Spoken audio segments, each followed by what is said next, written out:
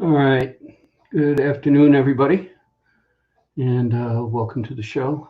And I'm still doing a few things here, so bear with me for a minute. Afternoon.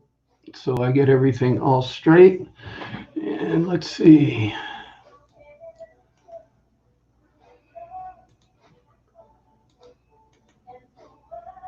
And there's the link in the chat. So okay. I hope everybody's having a good Friday. I sent the link out to let's see, Captain Jerk, Jimmy C, both my sons. I don't know what Hazy and Dizzy are doing, so I didn't send them a link. Uh, Again, those two pop in and pop out of live shows as is no scheduled event, so I I don't usually send them a link because of that. They stop doing live shows, they'll tell you. But then every now and then you'll catch them on somebody's show. Last night I was on Jimmy C show. Here's David. Hello. Hey, David. So last night I was on Jimmy C's for a while, but those guys are getting way too crazy. I'm going to stay up way too late from this old man. So I got off, I think, around news time, and then I watched the news and went to bed. So, but that's all that's going on here. Still working on the dash on the Camaro. Welding is done. We're in making it look pretty phase, I call it. So the body filler's out, everything. So dust and all this. This is why when I first did the dash on the Camaro to receive the new type stereo, I did it before I did anything else on that dash and anything else on the car because of all the grinding and welding and everything that was going to go on. And so now I got everything pretty much finished in the interior except for carpeting and sound deadening and the seats and the headliner and such. And I'm working on the dash again. So, but it is what it is. It looks like Nancy just came back. We're live. You might be live, but I'll tell you what, the people that are driving on these roads are even crazier than they used to be. The lady backing down the street. I'm trying to turn up here. And she's backing down our street? She's right there at the corner backing so that she can just back around the corner and then go. Okay. All right. You're going to be on camera. Oh, well, who cares? Okay. No, Hi, guys. You're not on camera yet. You can see here. Okay. That's David. Okay. Hi, guys. Hello. The head no beer clause. Okay. All right. She's going to go take a nap. Okay. Well, I finally got a haircut appointment for Wednesday. Huh, what's your secret? I called up my barber, who I'm good friends with, and asked him what's going on. And he says, this is crazier than hell. And I said, okay. And he says, well, he says, we're closed Monday. I'd get you in Tuesday. But he says, I'm swamped Tuesday. And I said, I don't want to deal with you when you're swamped. And he goes, okay. I said, besides, we have more fun talking cars while you're giving me my haircut. He buys cars that are, let's say, almost 80% done. And then he does the other 20% and then flips them. And he does good work, and he does. But besides, he doesn't turn the wrench. He'll take it to, let's say the interior's not done. Everything's done on the car but the interior. So he knows a good guy in an upholstery shop, so he takes it there, and they end up doing the upholstery for him. And then he turns around and he'll sell it, and he'll make a chunk of change, and he'll go look for the next one. So it sounds like projects people have gotten frustrated with and reached a point where it's not quite finished and they just want to be done with it, so they sell it. Yeah. I'm tired of this. The newness is worn off on me. I don't want to do this hobby no more. Let's go.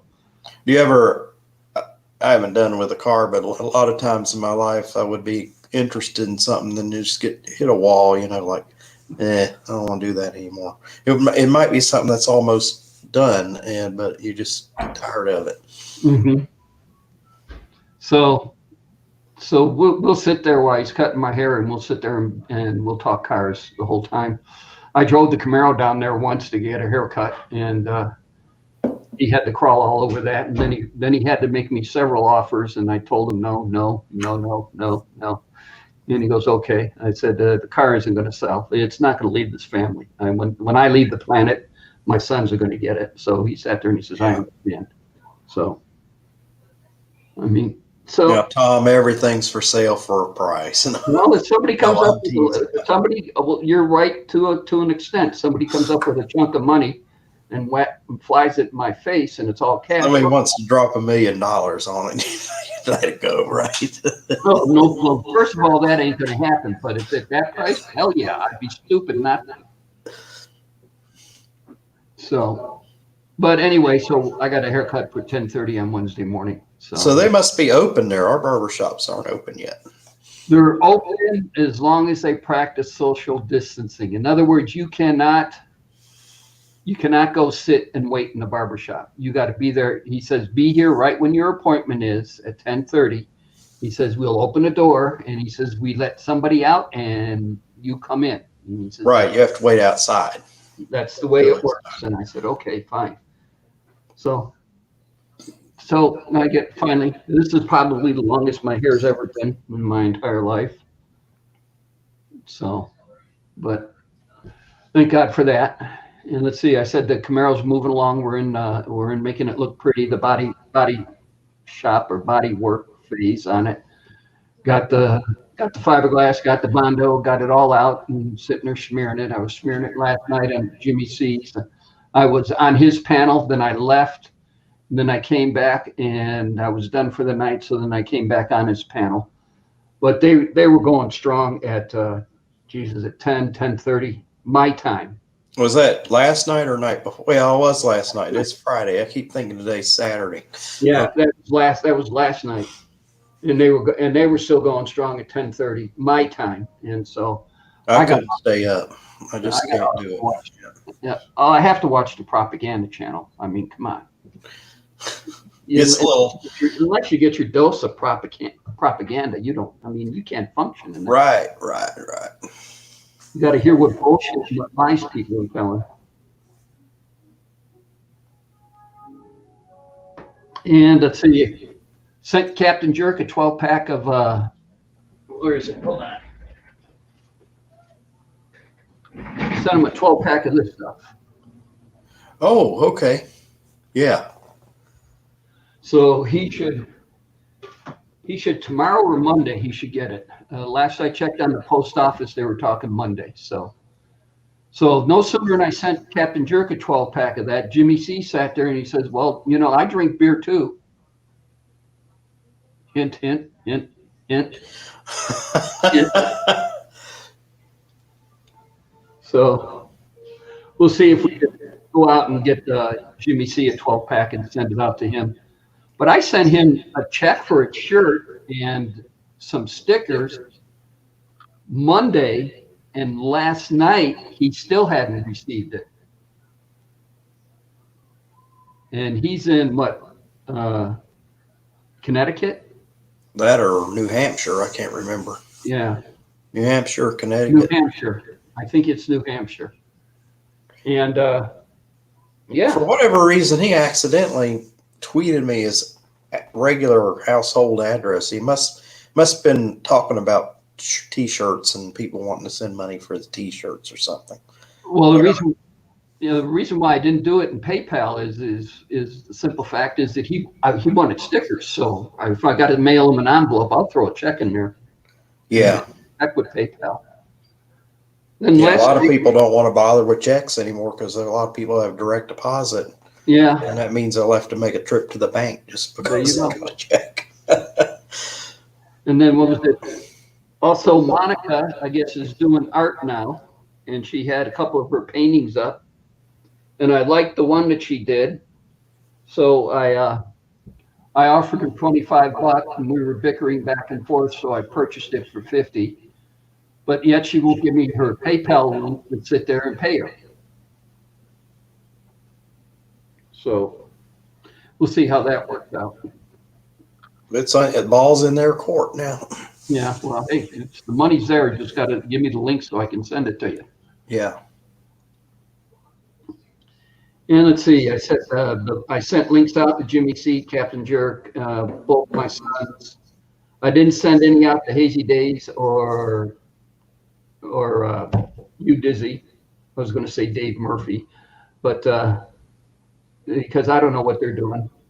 It's a little late for you, Dizzy Dave Murphy. I can send him the link if you want me to, but he probably won't check it. The only thing I have is his email. I mean, it's Facebook. Well, let's see. It's only 10:40 in London right now, and for Dizzy, it's going on dinner time. Yeah, it's Dizzy's time. It's my time. So, yeah. Breezy's Bike Shop, what's going on? Yeah, if you want to send them the link, send them the link. By all means, the more the merrier. So, but yeah. And I'm getting ready to not remodel, but change the garage up a little bit. I ordered another 24 drawer metal cabinet, storage cabinet, for nuts and bolts and such, because I found a 1-inch diameter Rolex wheels, sanding disc, and I have no room left in the 124 I got on the shelves in the garage. So now I got to move a whole bunch of boxes, change some stuff up, and get ready for that, because I'll have that. Let's see. By Wednesday of next week, it'll be here. Gotta love Amazon.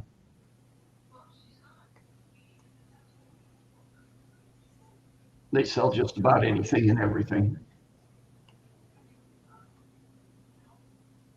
Well, they're the Sears and Roebuck. Remember, Sears and Roebuck used to be that way. You could buy anything. I mean, pretty much anything from Sears. It's gone the way of the Sears catalog. What was the big thing of now the big Sears catalog that you got back in the 50s and the 60s? You couldn't wait for the Sears catalog to come, the fall, the spring, the summer. Yeah. Yeah. It was just always fun to sit there and look at the catalog and like, oh, I can get this. Yeah.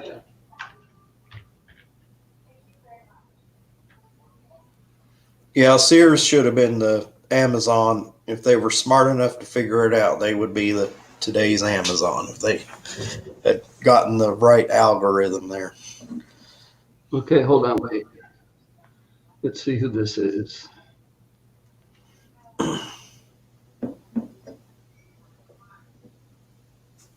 Well, Pat just got home from grocery shopping, so they're unloading food. Okay. Two teenagers in his household. I can imagine what his food bill is. One's a boy. So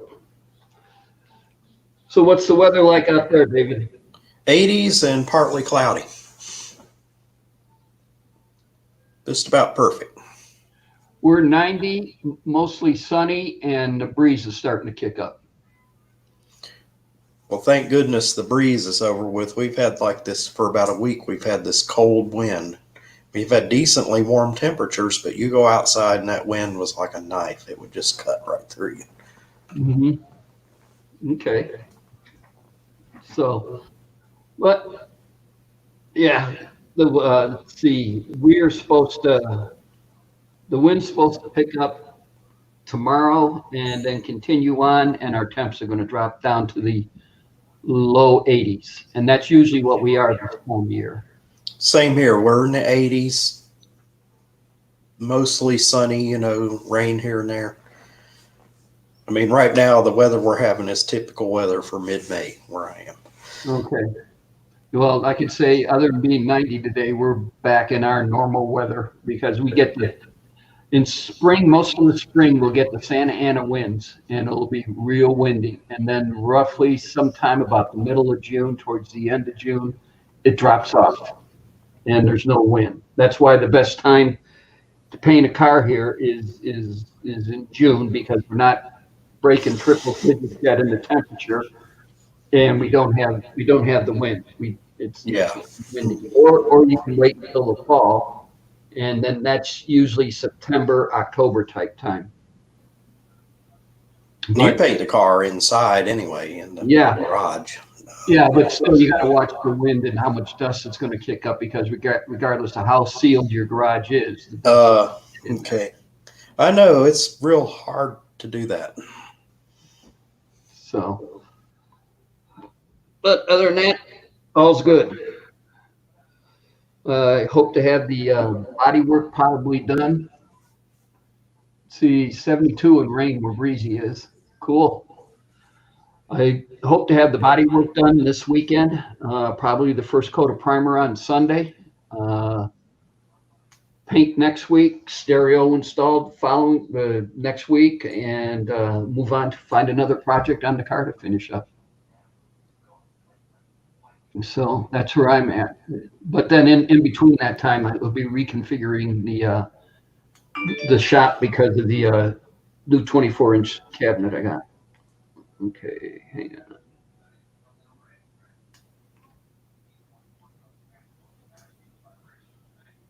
Holy smokes. A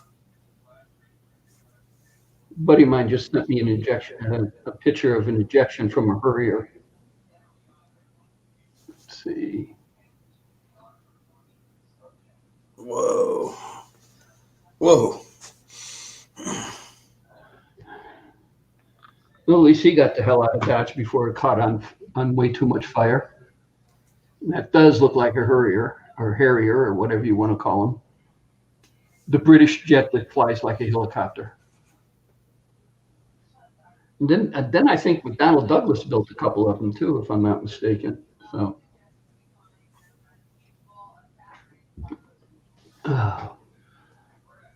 But let's see, nothing. We're still closed down. They did phase that they're calling this phase 1 of opening. The liquor stores are back open, but they limit the amount of people you can go in. Harbor Freight's back open, but they're limiting the amount of people that can go in, because we were there trying to get gloves for Nancy today, and they were sold out of gloves. But then she went and talked to the store manager, because she works at Walmart, and Walmart's supplying them with masks, but they're not doing anything for the gloves for the hands. Yeah. And so the manager sat there and he says, our next shipment of gloves will be in Tuesday morning. He says, you call me. We open at 8, you call me.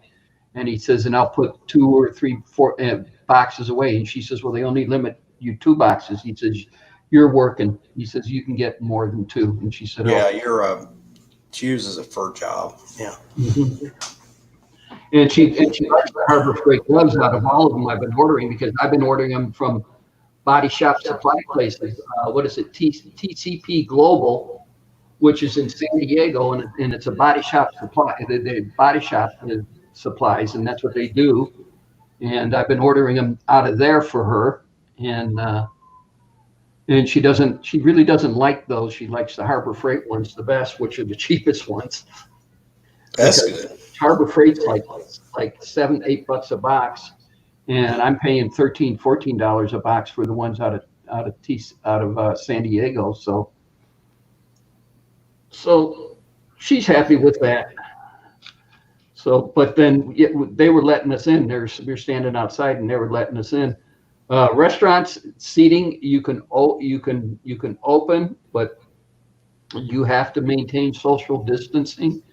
So it seems to me, if you're going to open the restaurant and get a whole bunch of waiters and waitresses in, you got to at least crowd that floor a little bit, and having every other booth or every other table full, doesn't make sense to where they're going to roll enough people in and out of that place to sit there and at least pay staff. Yeah. So I don't know. Well, they're not open here yet. They're just carry out and delivery. But we're in phase 1 that started last Friday night, and retail businesses are able to operate at 50%. I don't know what that criteria is, but places like Total Wine, Harbor Freight, places like that were able to reopen. Okay. Well, the liquor store I went to it's called Lee's Liquors here in Vegas, and that's where I got Captain Jerk his 12-pack of Dragon's Milk. Yeah. And I was able to walk right on in. One thing they did do is the cart storage was outside before you walked in, and now the cart storage is inside the building. And they got a guy there that sanitizes the carts. And I think, and I'm assuming this. This is my assumption. I think if you walk in there without a mask on, they're going to turn you around and send you back out. Because it was this big old burly security guy standing right. He almost scared the shit out of me as I walked in the door. Because as you walk in the door, you got to go immediately to your left to get into the store. And tucked behind on the right was this big burly security guard who sat there and he said, "Good morning, sir." And I went, "Whoa, okay." And he scared the bejesus out of me. And then I asked him, I said, "Where are the carts?" And he says, "They're in here." He says, so we can keep them clean. And I said, "Oh, okay." But I went into my grocery this week, and I just wanted a few things. I just wanted like 4 bags of donuts, and Publix didn't have them. They had the chocolate, but I wanted vanilla. So I got to the store, and I just wanted a basket, one of those handles with a carrier on it.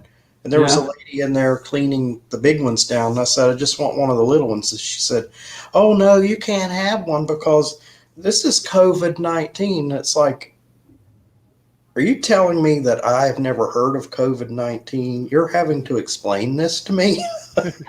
She said, "No, you'll have to take one of the big carts. We don't have any of the baskets." And I said, "Well, okay." So I got my 4 packs of donuts with a great old big cart. Yeah. Hey, Jimmy. Special. What's up, Tom? How you doing? Jimmy. David, good to see you. So how late did you stay on last night?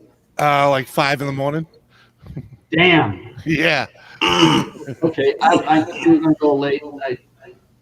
I had to go listen to my nightly dose of propaganda and go to bed. There you go. No, I don't. It was a good show. I mean, people kept coming. I mean, and hanging, and conversation was flowing. So, Hey, Gaffa, the link's in the chat if you want to join. pop the chat out here. What's up, Gaffa? Breezy, I see you in there. Probably. So Monica never sent me her PayPal link for me to send her the $50. Oh no? No, I just emailed her right before I got on and said, "Do you want your money?" Or Right? I mean, hey, he was sure quick to get my address to ship it, but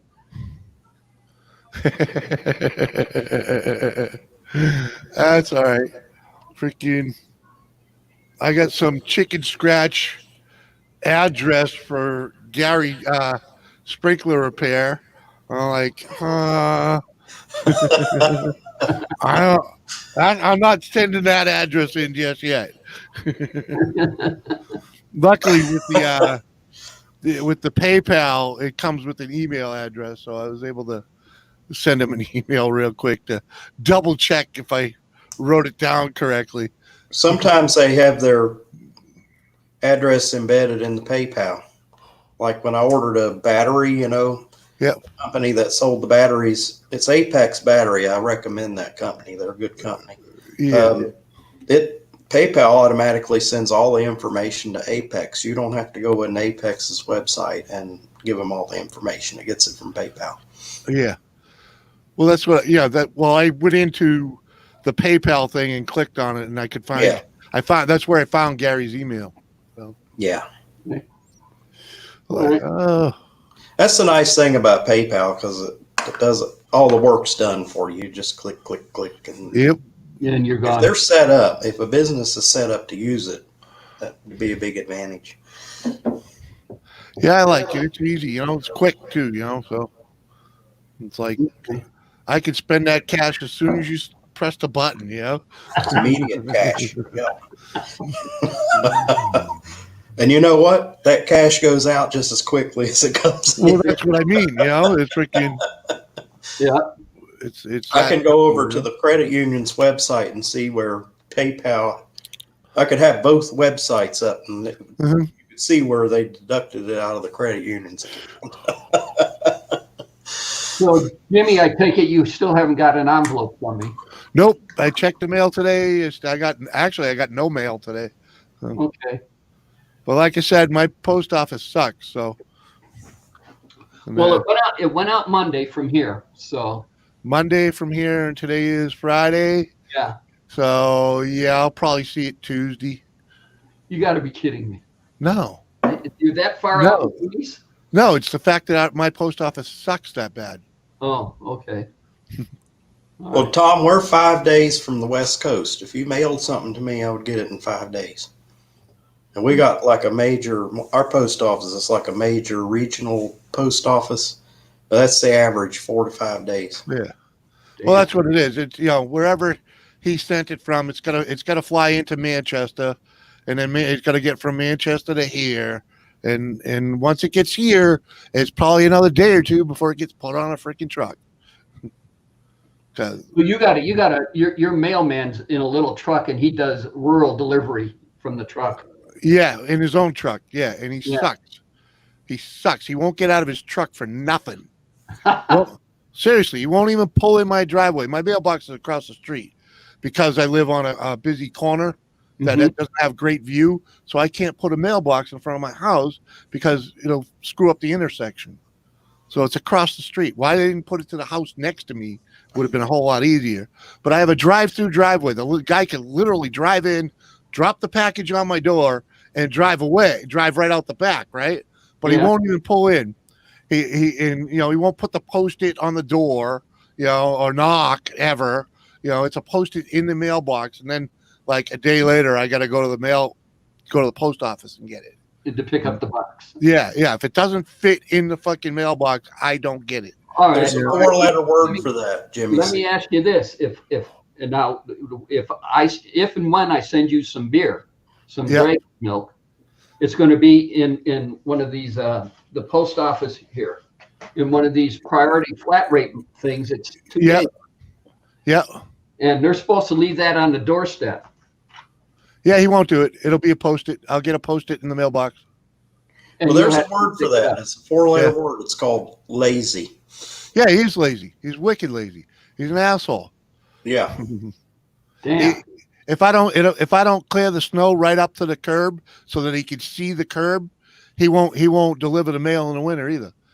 Well, I cleared the snow. So in to other keep words, from if he doesn't being see sued. your address on the curb, you don't get mail. Yeah. Yeah. When the plow leaves that little bit of berm on the curb, if I don't dig it out so that he can see the curbstone, he'll drive right by it.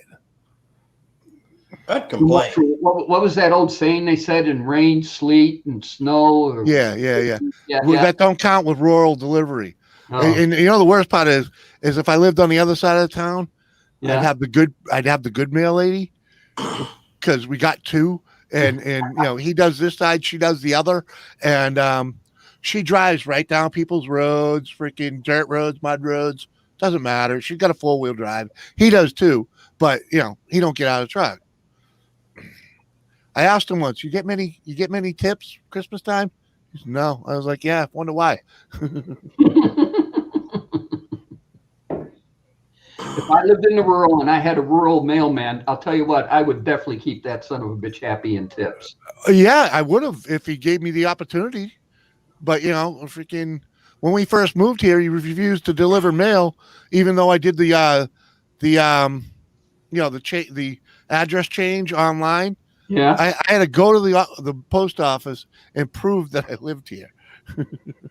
I'm like, what? So the address online wouldn't work. You still Wasn't good enough. It wasn't good enough for them or him because this building had been empty for so long. Holy I was like, what the fuck, man? Well, there is a lot of fraud involved with that. Yeah, well, If still. the building, I can see it from their point of view too. I mean, but I did it. Could be I did anybody. it online and blah blah blah. So like a month in, I'm like, why haven't we gotten any freaking mail? I mean, if you take the time and you're going from address A to address B, and you're taking the time on the mailbox and you can always check Has Yeah. he been getting, oh, this guy's been getting, Jimmy C's been getting address here at A, and now he moved to B. Yeah, I 17 years at the other address, and now I'm moving over here. You know, and I'm like, give I me mean, they a can break. always fact check that shit and They, see. they literally had a month worth of mail for me piled up, waiting for me to go in there and talk to them. Okay, well, Yeah. I'll be thankful for my mailman. This is the first mailman. You know, I've lived a lot of different places. This is the first mailman I have not given a Christmas card to, or a tip, a gift, ever. And this is 4 years running. I'm waiting for him to like die, freaking retire, something. Yeah, get some fresh blood in there. Oh man, and bitching at the post office does no good either. Like, oh my god. Oh, see, well, it's probably because he's probably the son of somebody who's somebody or somebody. I don't know, man. Yeah, drives me crazy though. Okay, I'm watching your cat. Yeah, I was gonna say I could see him getting up there. He has a little food dish right there on the table. His favorite food must not be in it at the moment. Oh. Oh man. What was that joke that I heard? Cat laying around looking at you, sitting there going, "Okay, I'm full. You got any more catnip?" Oh, he's a trip when he's got the catnip going. Let him go.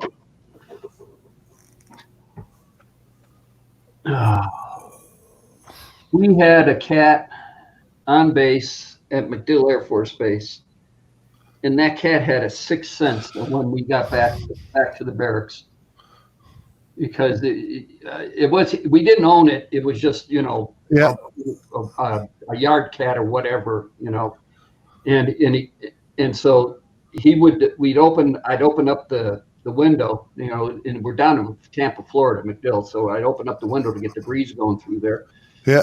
And the minute I pulled the toaster oven out to sit there and fry up a couple of hot dogs, he was there like stink on shit going, "Okay, hey, that one over there in the corner, you need to flip that one, all right?" And look at you. And then you pull him out the road, and he's not, rotate that one a little more, and that's the looks he'd give you. Yeah, he's a weird cat, man. He's very picky about what he eats, and for the most part, I don't think I've ever seen him eat anything like human food, except for a little bit of steak once, and I thought it was kind of weird, but whatever, dude. I put chicken in front of him and, all kinds of stuff, and he likes his treats and there's dry cat food. He's not even a big fan of the canned cat food. Holy smokes. Yeah. That's usually what they all want, is the canned cat food, and they shine up off the dry. Yeah. No, this barracks cat would eat anything. Anything and everything. Well, he has made himself sick eating a rat.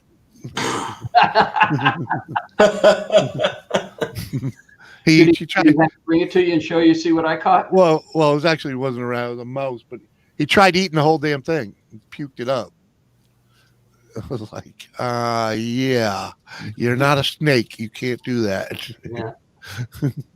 So did he bring it to you first before he ate it and showed it? No, normally he does, but when I get up from this chair, like after I've been here for hours, like last night, I have to get up and look around to make sure there's not, any surprises on the floor? Yeah.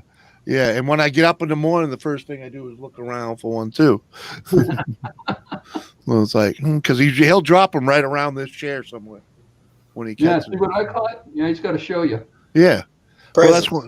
Well, he knows. I have a bag of his super special lobster treats, and the catnip. The only time he gets either one of them is when he kills a fucking mouse. So. Okay, so that's why that's more so then. Yeah. All right. Why not? Yeah. And when I see the dead mouse, I go get the catnip and the special treat, and I put it all around the dead mouse. He got the idea real quick. So I take it your place is mouselet. No, we do have mice, but Oh. they're He's in New getting England. they're getting better at avoiding him. But yeah, we don't have the mouse infestation that we once had though. This place was horrible when I moved in here. We had fucking rats, man, that were so brazen. They'd stand up on their hind leg and act like you didn't belong there. Like, what are you doing in my house? Get out. I actually killed one with my bare foot one night. It was trying to stare me down, and I just stomped it. Holy smokes! That's Yeah, great. yeah. He's looking How for a long? place So, to so have. how long was that place vacant then?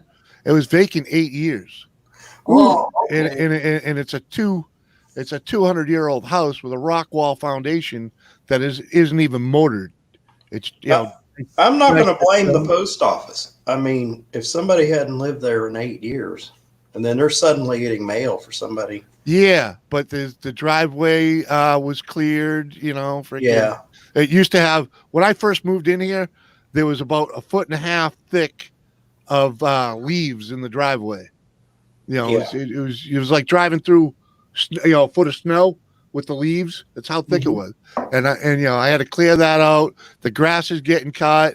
The grass was freaking 6 foot tall when I moved in. So Yeah, you can drive by the house. You can tell yeah, he's it living. was obvious something was happening here. yeah. Somebody was moving in. They were Yeah. cleaning up. It was obvious. Everybody in the city, whenever I ran into somebody new, they're like, "Oh, you new here?" And I'm like, "Yeah, I got the house on the corner." Oh, yeah, I knew someone new was in there. It looks like you cleaned it up nice. I'm like, "Yep."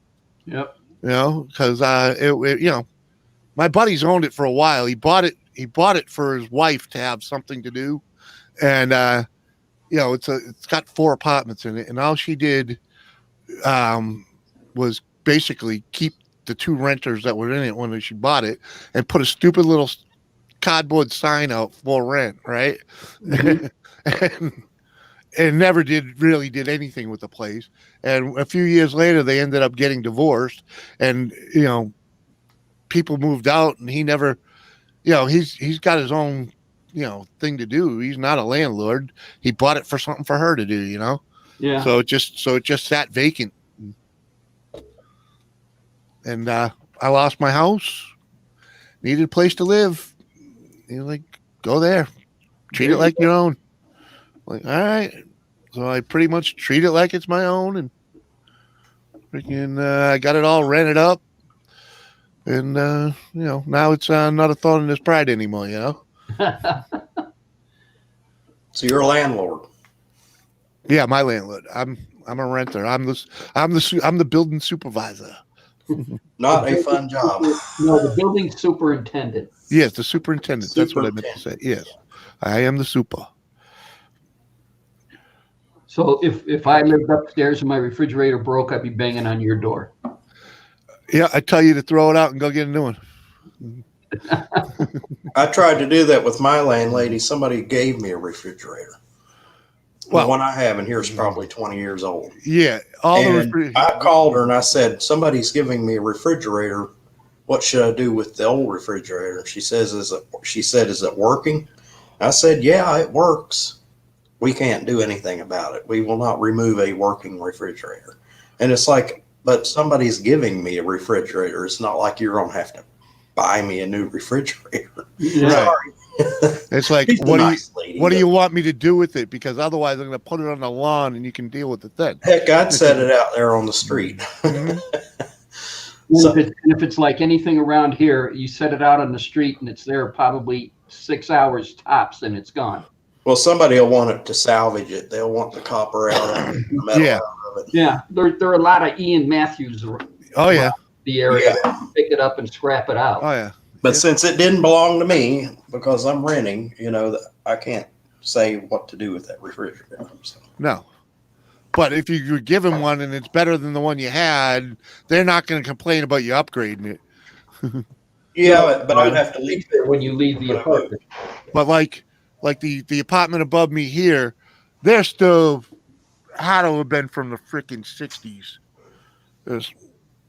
I was surprised it worked, And when I first moved in, I got a plumber to check all the gas lines and whatnot, and check the stoves. He's like, yeah, it's okay, but it's going to need to be replaced.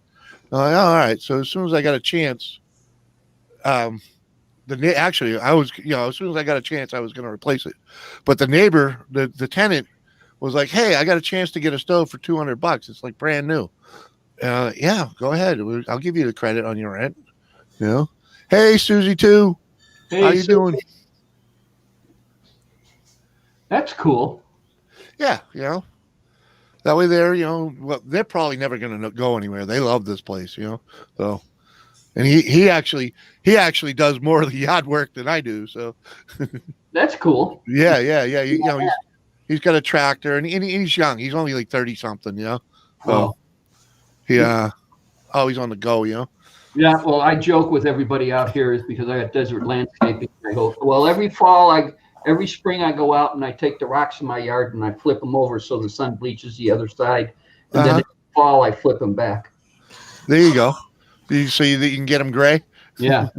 So they can all bleach together. So it's yeah. It's uniform. Yeah. It takes 75 years to get them gray, Yeah, I know. But it's a joke to tell everybody. I know. I like it though. I don't own a snow shovel, a snow blower. I don't own a lawnmower. I don't own a weed eater. I don't own anything, any yard maintenance tools whatsoever. The only thing I did buy is I brought a hand shear, and that's for the clown behind me who's got the palm trees that hang over my fence. And I cut them off when they hang over my fence, and I throw them back in his yard. Right. That's the way to do it. Throw them over the neighbor's yard. We used to do that with the guy's shrubs, freaking my father's yard. It lined the fence in the backyard, Yeah. It was a really, really pretty shrub, and it was nice privacy shrub. He maintained it at, just above head height. But the things would just grow into the yard. So we'd always just trim our side. He never had to come over the fence and do our side of it, Never had to. Yeah. Well, it's the same way with this guy with the palm. He never has to come over my side of the fence to trim his palm trees because it's all done. Yep. It's not on his property. Actually, he had a professional landscaper, I guess, do it because the trees had gotten quite high, and he was trying to get up there and cut the tall ones and everything else. And a couple dropped in my yard, and I watched him, and he closed up for the day. And I went out there and I took the two that fell in my yard and I threw them over the fence. Right. Because you got to look, the subdivision is stepped. So here's my house, and then their house is lower, and then lower and lower and lower. So the front of the subdivision is the highest point, and if you look over the fence, the top of it's a 6-foot cinder block wall, and if you look over the fence, it's like 12 feet down to his backyard. So he ain't gonna throw nothing over on my side of the fence unless he gets a ladder. Oh, Susie, you must be getting some good weather there. My lawn's greening up now, and the dandelions come up, but it's still not tall enough to cut. But I'm gonna have to get out there with the weed whacker and just kill the dandelions before they turn to seed. Yeah. Yeah. Should have done that today. But well, holy smokes! Holy, already cutting lawns. Okay. We don't have too many lawns in this neighborhood. Right? Yeah, well, because of the, we're in a drought situation. Yeah. And everything else. I understand. Desert, you guys gotta, you don't have water there naturally, so. Yeah. No, we got this big pond called Lake Mead where we get our water. Yeah. And the Colorado River empties into it, and it all comes from northern Colorado. And if they get a good snowfall, then the lake gets filled up really good. And if they have a bad snowfall, then the lake doesn't get filled up very good. So then you have a drought. Well, they haven't had a good snowfall in 8 years, and that's why it's 80 feet lower than what it is. Yeah, Susie. My lawn is deficient in soil. Basically, it's a bunch of rock with a little bit of dirt on it, and it doesn't really get. It needs a good reseeding too. But you know what? It's what we call country green. Plenty of clover, plenty of moss in certain areas, but it's all green. So looks good enough. Okay. I got a strawberry patch in one area that doesn't. I don't think it's grown strawberries in 20 years, but yeah, But it's all green. yeah, it's all green. You don't That's have to all worry nice. about it. You don't have to cut grass. You don't have to worry about Yeah, it. well, I cut it, but I live on a hill, and my yard is a hill, So the Yeah, I mower have a deck, yard like that. the mower deck is all the way up, so that I don't run over rocks. And if I run over rocks and roots, it don't hurt it, At least you're not bending the crankshaft on the motor. Yeah, none of that. Yeah, yeah, mine's maintenance deficient too. Mother Nature really takes care of it for me. The only thing I have to do with my yard is keep buying Roundup and kill weeds. Yeah, I just let them grow, unless they look like poison ivy. When your yard is all rock, there's nothing growing on my yard. There's no vegetation whatsoever. And when it's all rock, well, and the weeds start popping up in the spring, well, they're the Roundup. So, so I get masked and gloved up, and I go around with the Roundup, and I spray all that son of a bitches Right. down, and then they die. And then we get rain again, and then it comes back. I mean, it's every time we get rain, I could sit there and go set my watch. Just about 48 hours later, here's some weeds popping up through the rocks. Yeah, but they won't live long, will they? They usually don't, but I just don't like them. It's I understand. OCD on my part. Weeds in my yard.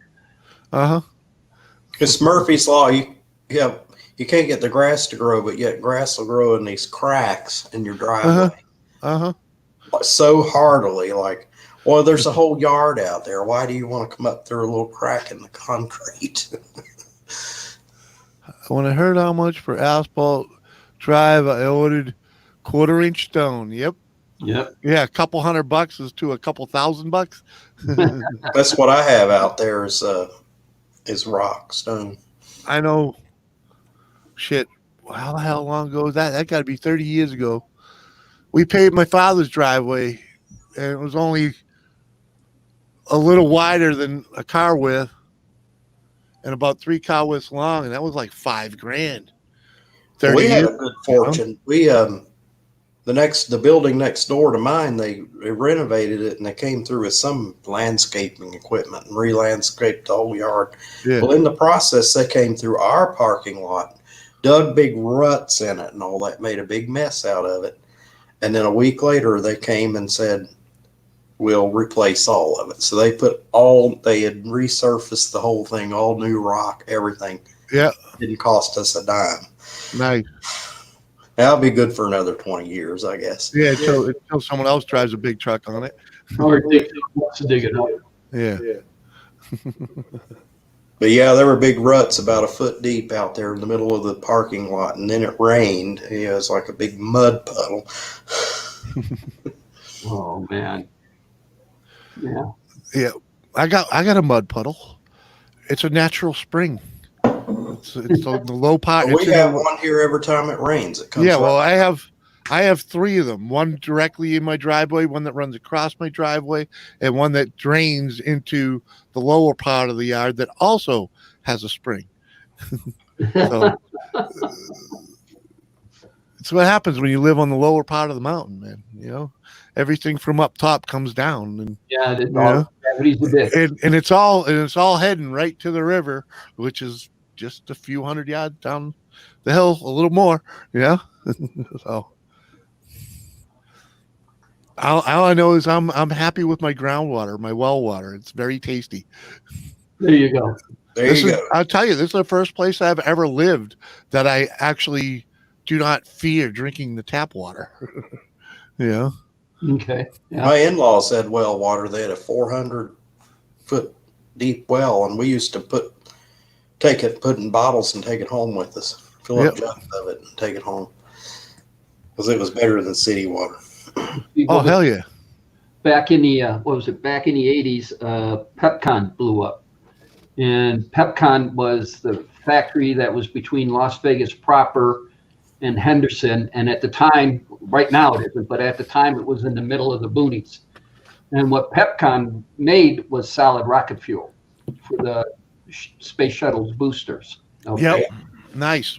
And so careless welder let a spark go someplace the spark didn't go, and Mm. it blew that factory completely to hell. Uh-huh. There was kids marshmallow plant right next door, and it completely wiped that whole building down. Yep. I spent a summer doing the sprinklers in that building, and it just wiped that whole building. It was flattened and everything else. People 10 miles away had their garage doors blown out. Uh-huh. Yeah, so I mean, it was a major explosion. So a couple of years after that was done and they cleaned it up and everything else, they had the water tested in the valley, and they sat there and said, well, there's rocket fuel in the water.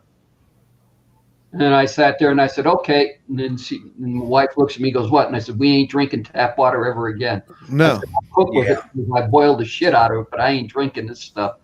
And so ever since then, I've been drinking bottled water. Uh-huh. Yeah. Yeah. You gotta have your water tested. And luckily here, I think there was some dumps around here or something. You know, some stuff might have got, mysteriously buried or whatever. Because the state came by and did testing. Luckily, it was within the first year I was here. They did free well testing, and we came back with great water. So that's good. Yeah. I'm like, I think my Debbie's parents, they had to send it like once a year. There's this lab where you have to send the water and get it tested. It's some law or something, but you have to make sure it's safe. Hold on a sec.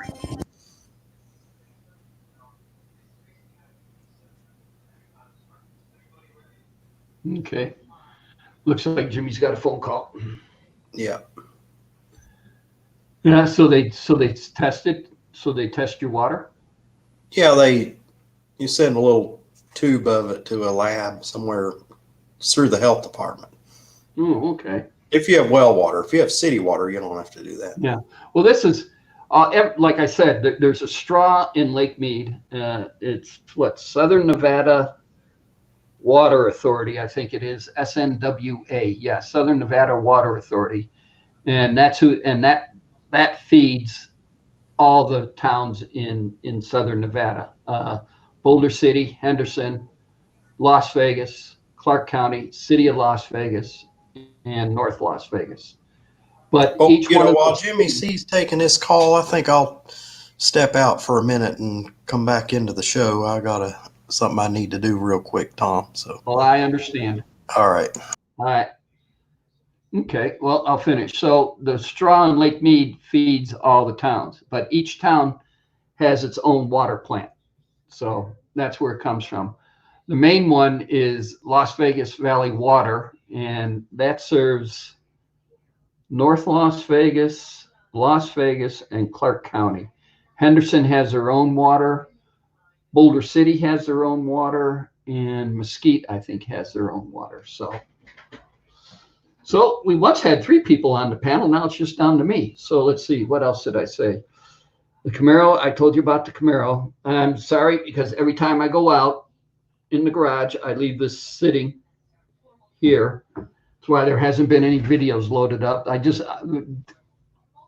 This type of work, I really enjoy. Let's say fabricating something like this, and once I get rolling on it, it's taking videos is the last thing in my mind, and I'll sit there and I'll get to a certain step in it, and I go, oh shoot, I should have videoed that, type thing, and I don't know. It's just maybe in my old age I just forget, but and lately I just been wanting to get it done. There's so much other stuff I want to be doing right now with the weather turning the way it is. I still got to paint. I got to touch up paint that I should be focusing on that, but now I'm back focusing on the dash. But it's coming out pretty good. I'll make a point after the live show today to go out and video what I got going on, and then turn around and load it right up again, and so everybody could sit there and see where the car is at. But I suspect, like I said, if everything goes right and everything, I hope to be priming it Monday at the latest, wet sand and paint. and then give it a day or two for paint, and then we'll start putting it all back together and dropping the stereo in and seeing how it sounds. And I did it like the new Camaros. If you ever been in the new 2010 or newer Camaro, what they did is they put the screen up above for the stereo and everything else. Now there are no push buttons for the stereo; it's all touchscreen. And then below it is where I got a panel I made. And again, I'm going to ask some subscribers and what they think on how to, should I dress up this panel? Because all it is a flat panel and it's going to screw into place. So I can pull it out and put the vintage air control module in and then put it back in. So that's pretty much it. So that's about it on the car. And David had to go tap a kidney, I think, and Jimmy C took a phone call. And the link was in there. If anybody wants to join me, let's put it back in. There it is. I heard from Pat. Pat's unloading groceries and probably eating lunch right now. And I haven't heard anything from T-Dub, so I don't know what he's doing. But then he got a new car, so he might be cruising with the new car and the kids, so. And I haven't even seen my granddaughters in the chat, so I don't think they're even watching. And I need somebody on here because I'm out of beer. And unlike Dizzy, I don't have Tina the maid here to go get me one. Oh, I got a little tequila left. So, but that's about it. Jimmy C said he was on until 5 in the morning. That's almost 2 o'clock in the morning our time. Damn. So that's way too late for this old man. I'll tell you that right now. But I am going to stay up late. I think this Saturday. I told the wife I'd scrub the kitchen floors and to get the grout clean so it's down on your hands and knees with the bucket and the brush and just working it. But I'll do it in phases. And then plus it's a good reason for me to sit there and stay up and listen, because I'll turn the TV off and I'll turn the stereo up loud and drink beer and scrub the floor. And sorry about that.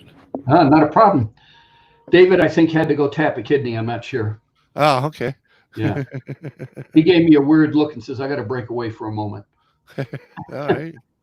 Cool bean. And that was funny. That was just a buddy that I meant to call earlier today. And he's like, hey, man, I just figured I had to call you. I was like, good thing you called me because I wanted to call you when I was driving by your place a little earlier. Yeah. Funny how that works out. Yeah, he's an older guy and he's not in the best of health, and I just wanted to check in on him, Yeah. I hadn't heard from him in a week or two. I can understand that. Oh, see, David's back. There he is. Okay. Now since both of you are back, now I get to go because I need refills. All righty. Well, God the fort. Well, I have a U-Dizzy corner, but not as active as U-Dizzy's. There was somebody on a motor scooter and people were talking, but fortunately I don't have the view of it. I can't just point the camera out the window and show you what's going on. No. Those scooters are real popular where I live. Oh, yeah? I was trying to see if it was my neighbor.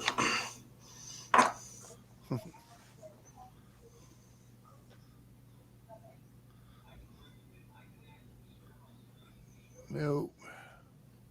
I meant to tell fucking Dave a little something. I'll remember when he gets back in here. Man, look at my finger from getting all ground up from the grinder. Oh, you're trying to do an Ian Matthews. What? Ian Matthews would have that taped up and all bandaged up. You didn't see his video? That's Raw Dog, man. Raw Dog. There you go. It only hurts when I'm in the shower with hot water on it. That's because of skill on the germs. You need to run some more water on it.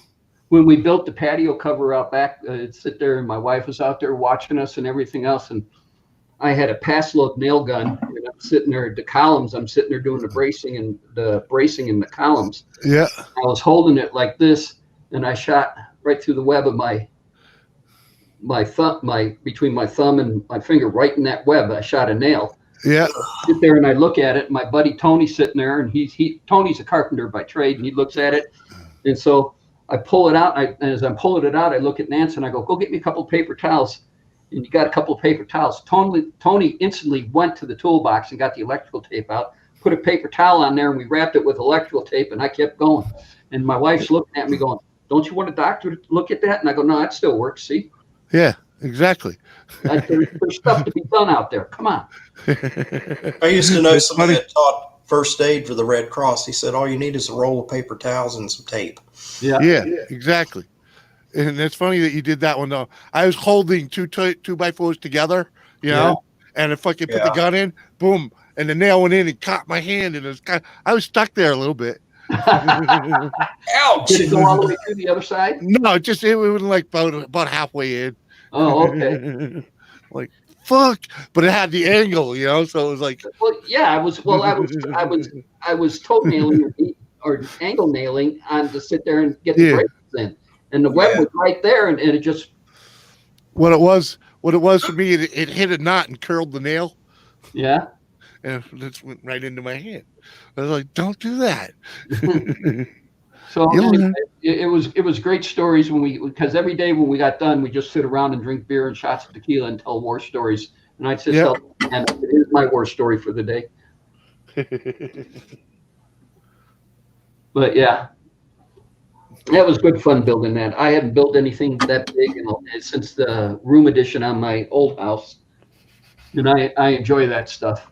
Probably now, but because of the age I'm at, I couldn't sit there and take 4x8 sheets of 5/8 plywood and throw them up to Tony up on the roof deck for him to nail them up. You know, it was just he and I doing the roof deck, and he'd sit there down. He'd go, "Sheet me." So I'd have to pick up a 4x8 sheet of plywood, and I'd have to throw it up to him to where he'd be able to grab it and then throw it up on the roof.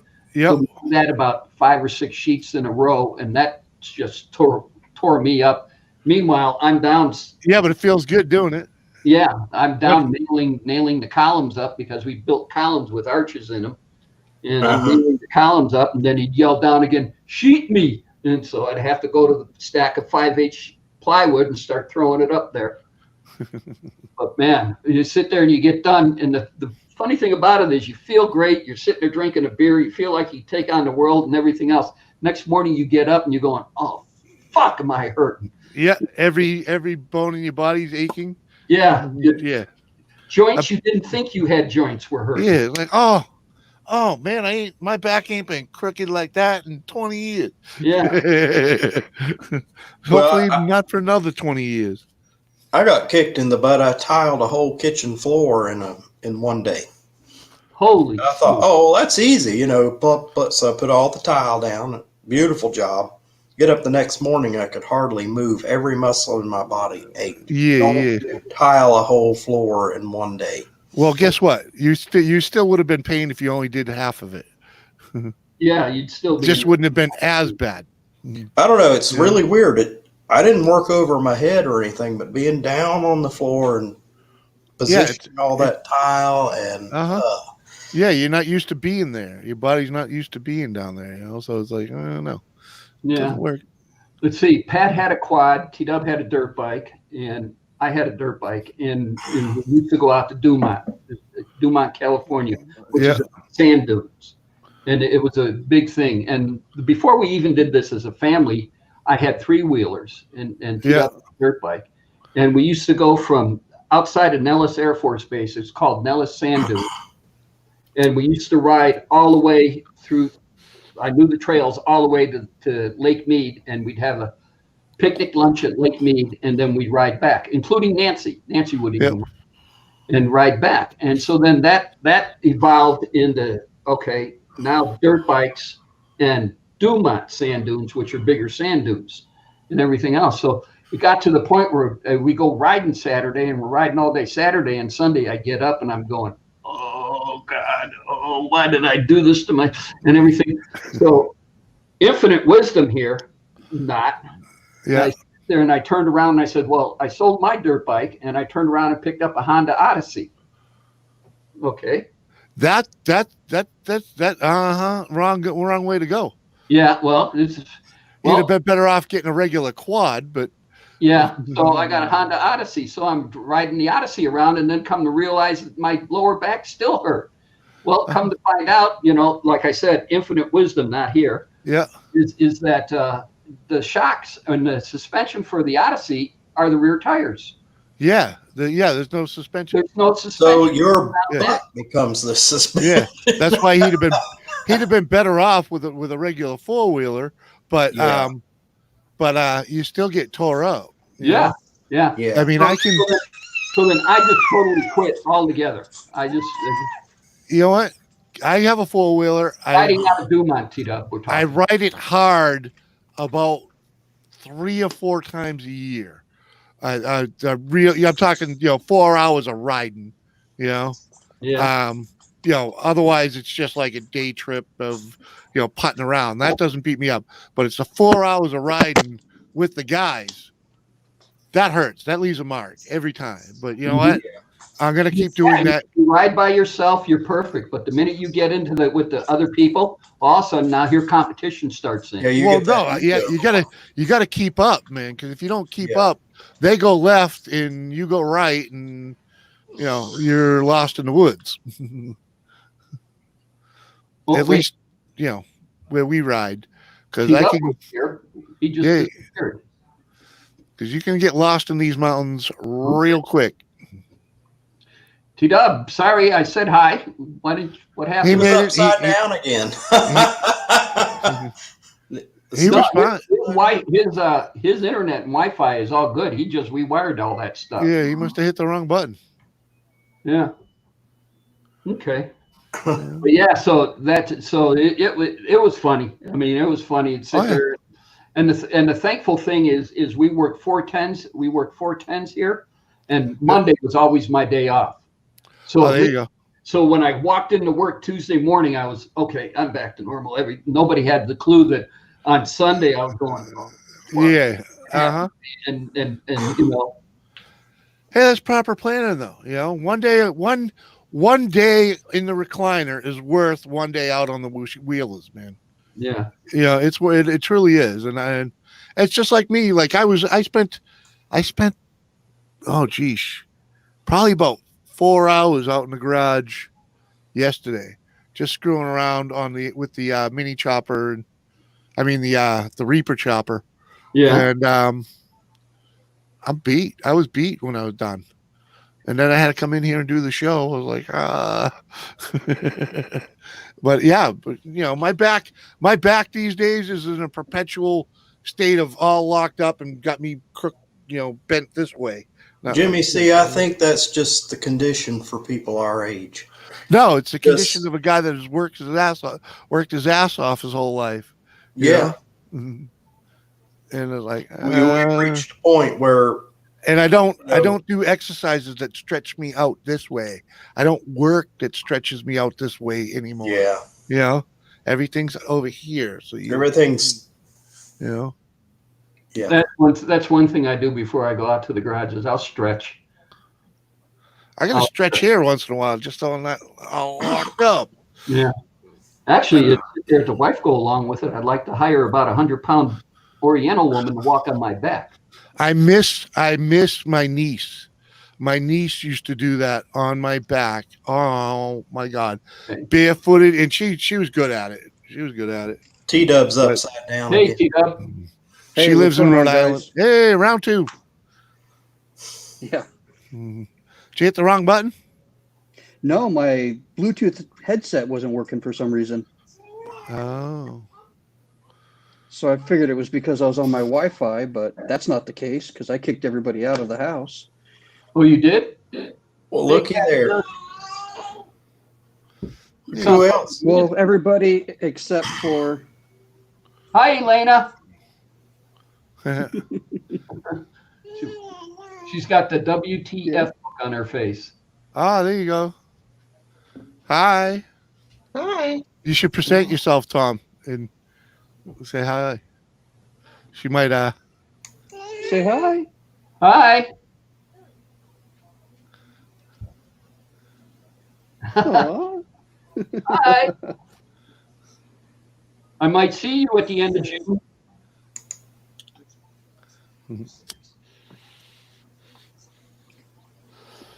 So, oh, she wants to be on. She talking. Yeah, she wants to be the center of attention. Well, so let me tell you. Let me ask this: you gave your wife and your daughters your new car? Are you smoking dope? Not yet, but I am. Well, then smoke some and then come ask me that question so I can at least say you're high, aren't you?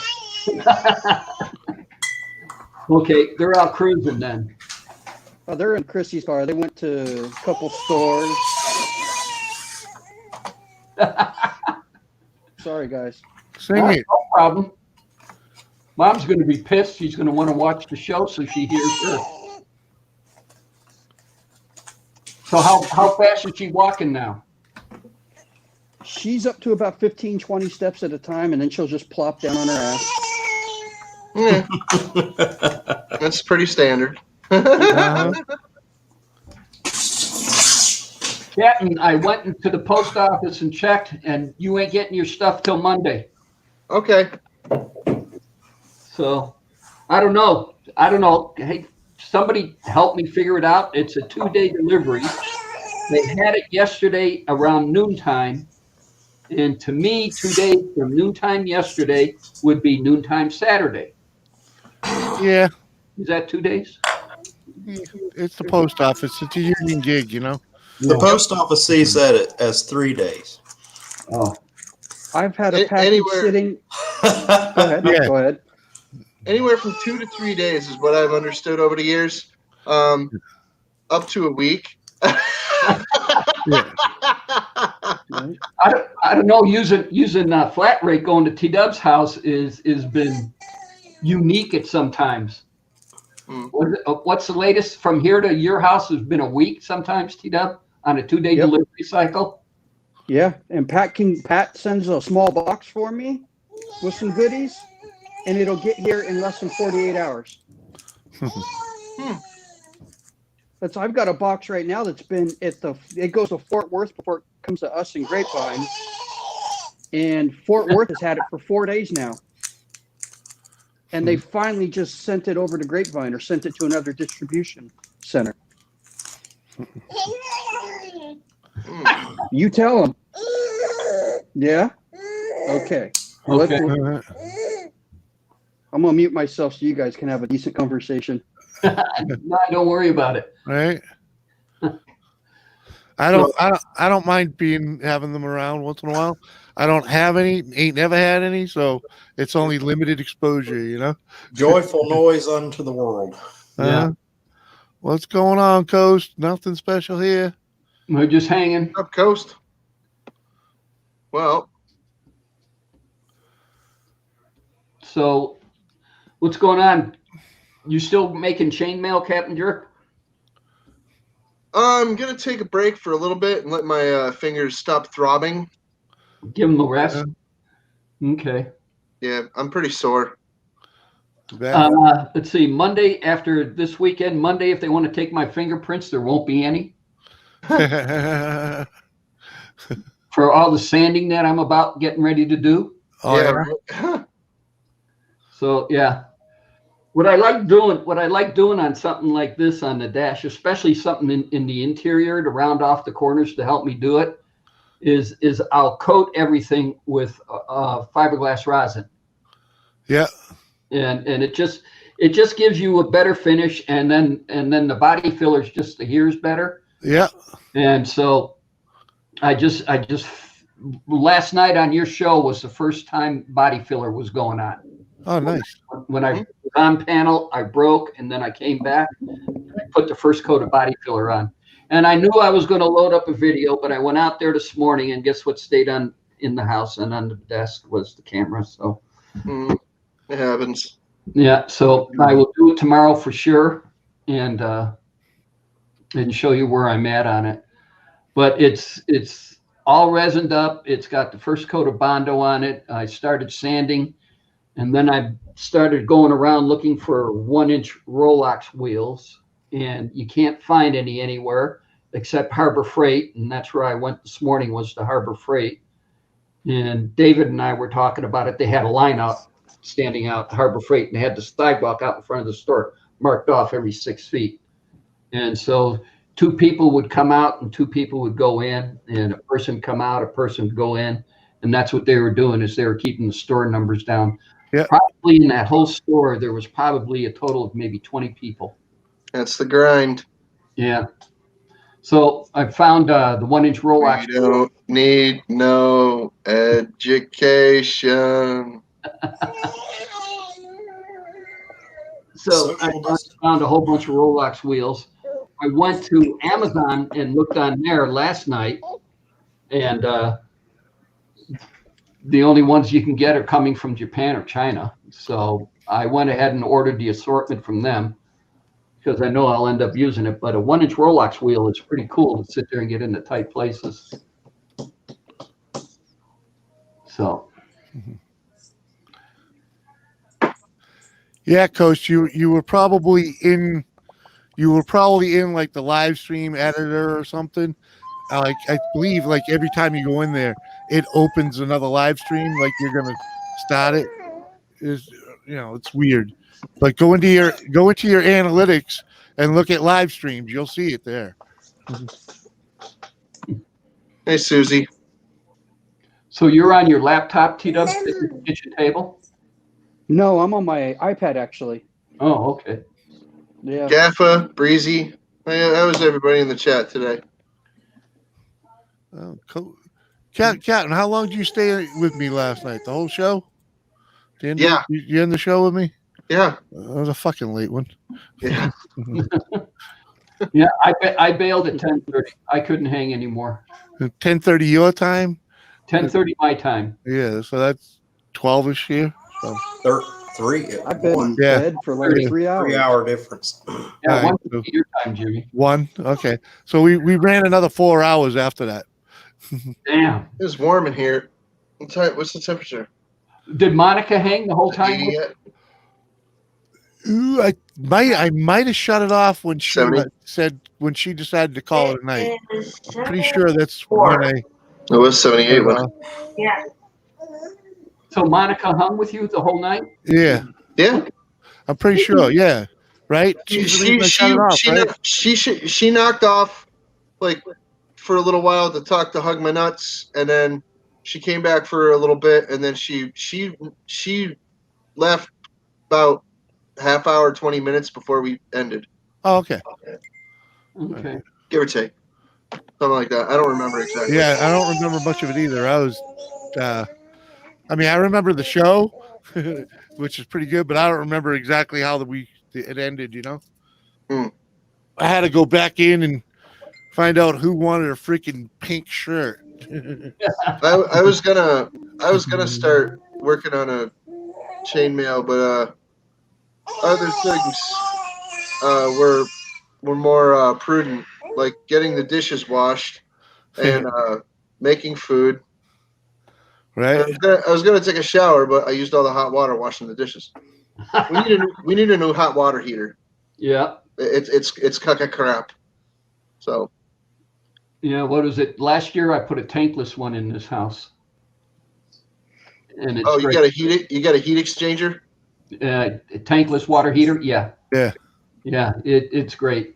It's endless supply of hot water. Right.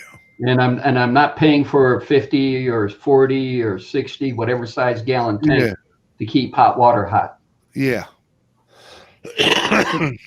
Mine was replaced last year in this house I'm in. Yeah. And it was from 1984 when the house was built. It was the original water heater. Damn. And that's surprising. Something in the 80s built to last. Well, no, that's the previous owner actually cleaning it out once a year. I know, right? That is very true. Well, Funny that thing is, and it probably had an anode the size of a bowling ball in it. Well, yeah, but those things,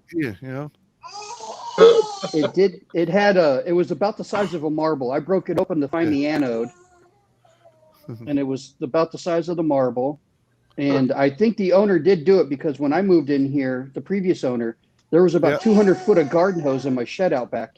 And that's about the run you need to get it out of the house. Yeah. Basically, drain that thing once a year, man. You'll be all right. Yeah. Yep. The only other thing you really got to worry about on them is that the overflow protection valve. It's the only other thing I've ever, Oh, the pop-off valve? Yeah. Yeah. In my old apartment, the apartment that I had before this was in the same building. This is a different unit. The shutoff valve for the inlet to the hot water heater, one of them was busted. It was faulty, so they didn't know it was faulty or whatever. Maybe they didn't care. But when the hot water heater broke, I went to shut it off, and the thing wouldn't shut off, and I'm like, I can't get at the main. It's an apartment building. I can't get at the water You main. have to turn the whole. Yeah. That's when you call the fire department. No, I can't. I couldn't get at the main, so I had no access to shut off the freaking water continually flowing into my closet. So there was no control valve to shut the supply off to the water heater? It was faulty, I said. Okay. The first one, the one that I had access to, was faulty. I had no access to the main of the building. Yeah. Damn. So how'd you solve it? The laundry room is directly below that apartment, and it destroyed the laundry room. And the apartment below you, too? No. The laundry room was directly below my apartment. Okay. And it destroyed the laundry room. It destroyed the freaking pergo floor they had in there. I don't know why you would put pergo floor in a room with wet, but it was pergo floor. And not only that, it destroyed like 2 or 3 of the machines that were in that room. And there was this big titty of water that had formed on the ceiling. Yeah.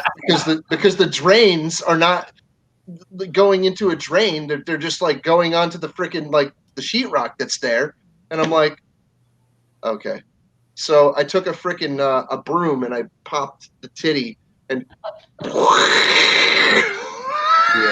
was nutty, dude. I was like, holy crap.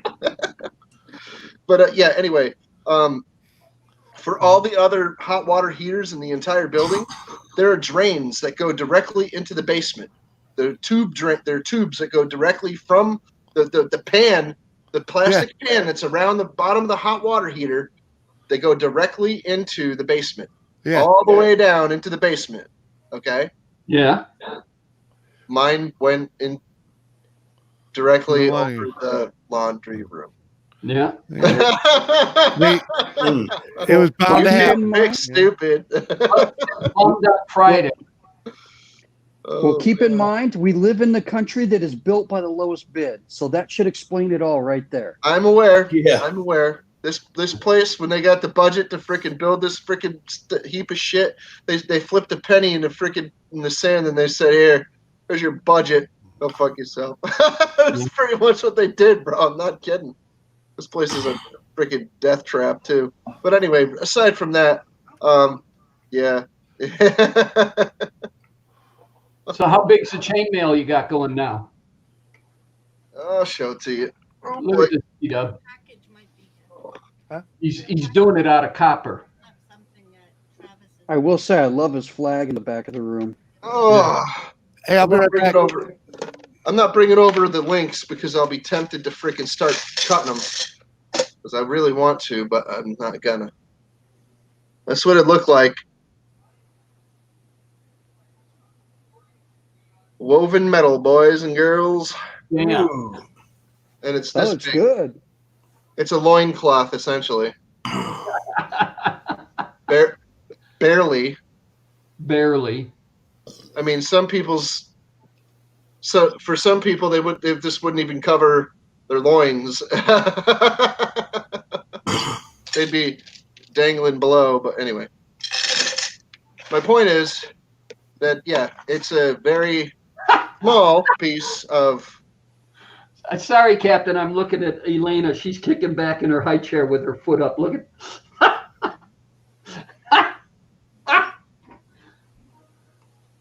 You just relax in there, Chico. Quite literally all she's doing. She's like, just get me out of here. I want my freedom back.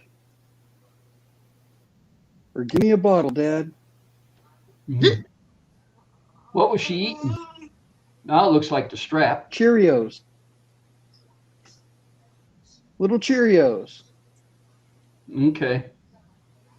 I like Cheerios. Well, you just got the WTF look, touching her Cheerios.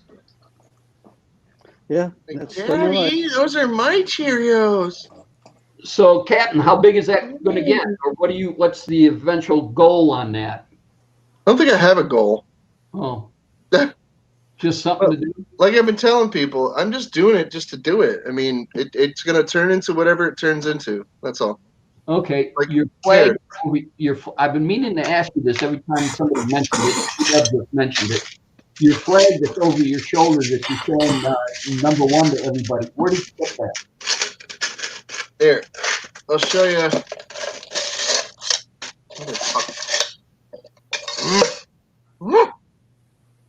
I got these as well. These are essentially fingers. Somebody told me that they wanted a whole glove of this, and I was experimenting with making a glove. So I made a couple of fingers. And that's copper, right? Yeah, I made a couple of fingers, and then I didn't remember who the hell told me they wanted a glove. So I'm like, well, that's kind of useless and pointless. That I don't remember who the hell it was now. Now I can finish this glove.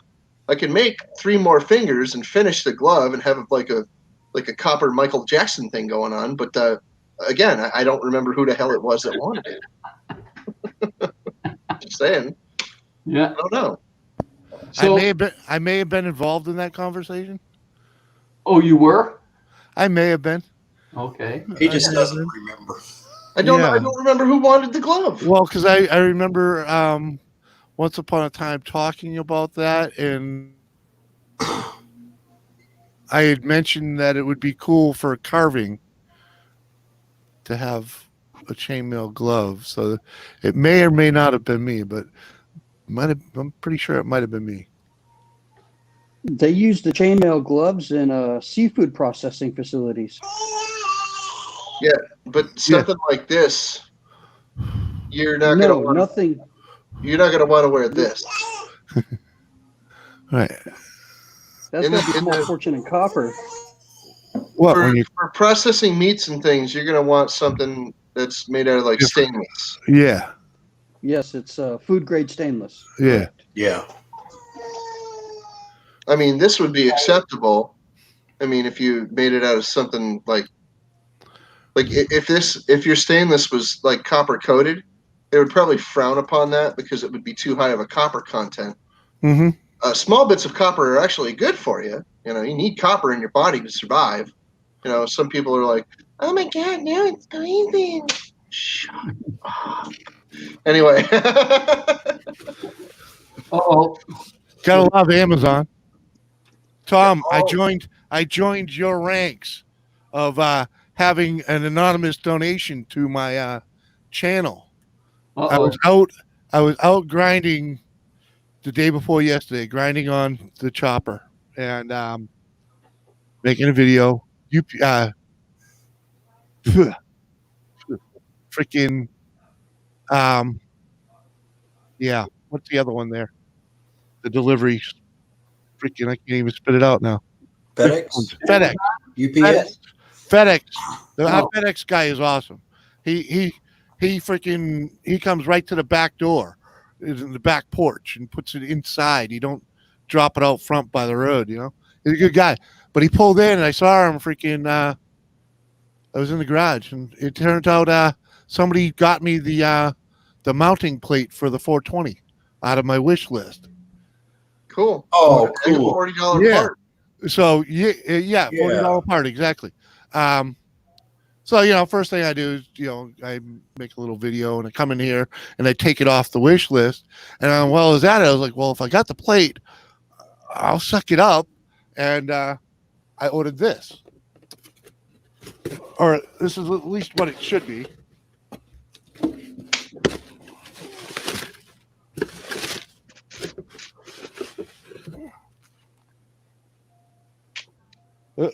It's a chain.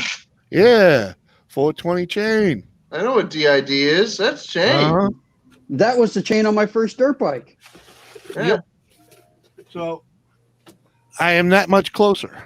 There you go. What number is that? Number 5? Huh? No, What number chain? 420. No. What number chain? 420. Oh, is it 420? Really? Yeah. Okay. If you got it, smoke it. It's basically a 40. It's like a 40, okay, but it's meant for a little more torque. Hey, real quick, Dad, but I got to go in a second. I just wanted to show you this. This is my new go-to beer. Oh yeah, family trip. There you go. Holiday Road. But this is why. 14%, 10 to 14%. Ooh, damn. It depends on the batch. Yep, that's it right there. But it's locally right Great. here. Golly now. goshness. When we were in Pakli, we used to sit there, in Pakli, Thailand. We used to sit there and, granddaughters. Hi. Emily. Hi, Evelyn. Hi, Chrissy. You are just surrounded by lovely ladies, aren't you, buddy? Uh-huh. You know the best thing about this chain? It's made in Japan, not China. Okay. There you go. Fair That's enough. good. It's the only reason about it. Okay, I've been instructed to. It's time for me to go. I will see you guys later. All righty. See you, Nice Tia. chatting with you. Have a great evening. Thank you for entertaining my young one there. All right. Okay. Hey, bud. Enjoy. See ya. See you guys later. Yeah, I even got some sweet. They got the plate from Go Power Sports, so now I got swag from them too. Oh, cool. I've done business with Go Power Sports. Okay. Yeah. Oh, like, heck yeah! Dave, what are you smoking? I'm smoking a black and mild with a wood tip. Oh, I don't like black and mild. I'm not a fan. I know other people are, and they're all right, but What Well, flavor? That's about all I could get a hold of. There is I a like place. I like Hava-Tampas. Why? Yeah, this is like a Hava Tampa, but they put like Wowie wowie. the flavor in And, it. I like the Swisher Sweets. Those are great. Now, I do like the Swisher Sweets. I had some of those. I smoked them all up. I don't have any more of the Swisher. They're not super expensive either. No, they're real reasonable. I buy them at the gas station, the BP Okay. station. All right, Captain, I got a question for you. Yeah. Where'd you get your flag that is hanging up and behind your head? This thing? Yeah. Somebody sent it to me Oh, okay. from Utah. Nice to see the Mormons are keeping up. I'm telling you. People ask me that all the time, and I'm like, I got to go back in the freaking history of my video history and figure out who sent it to me. Because I don't have the package or whatever for it anymore. So I got to figure out who sent it and if I even said it in the video. So I don't know.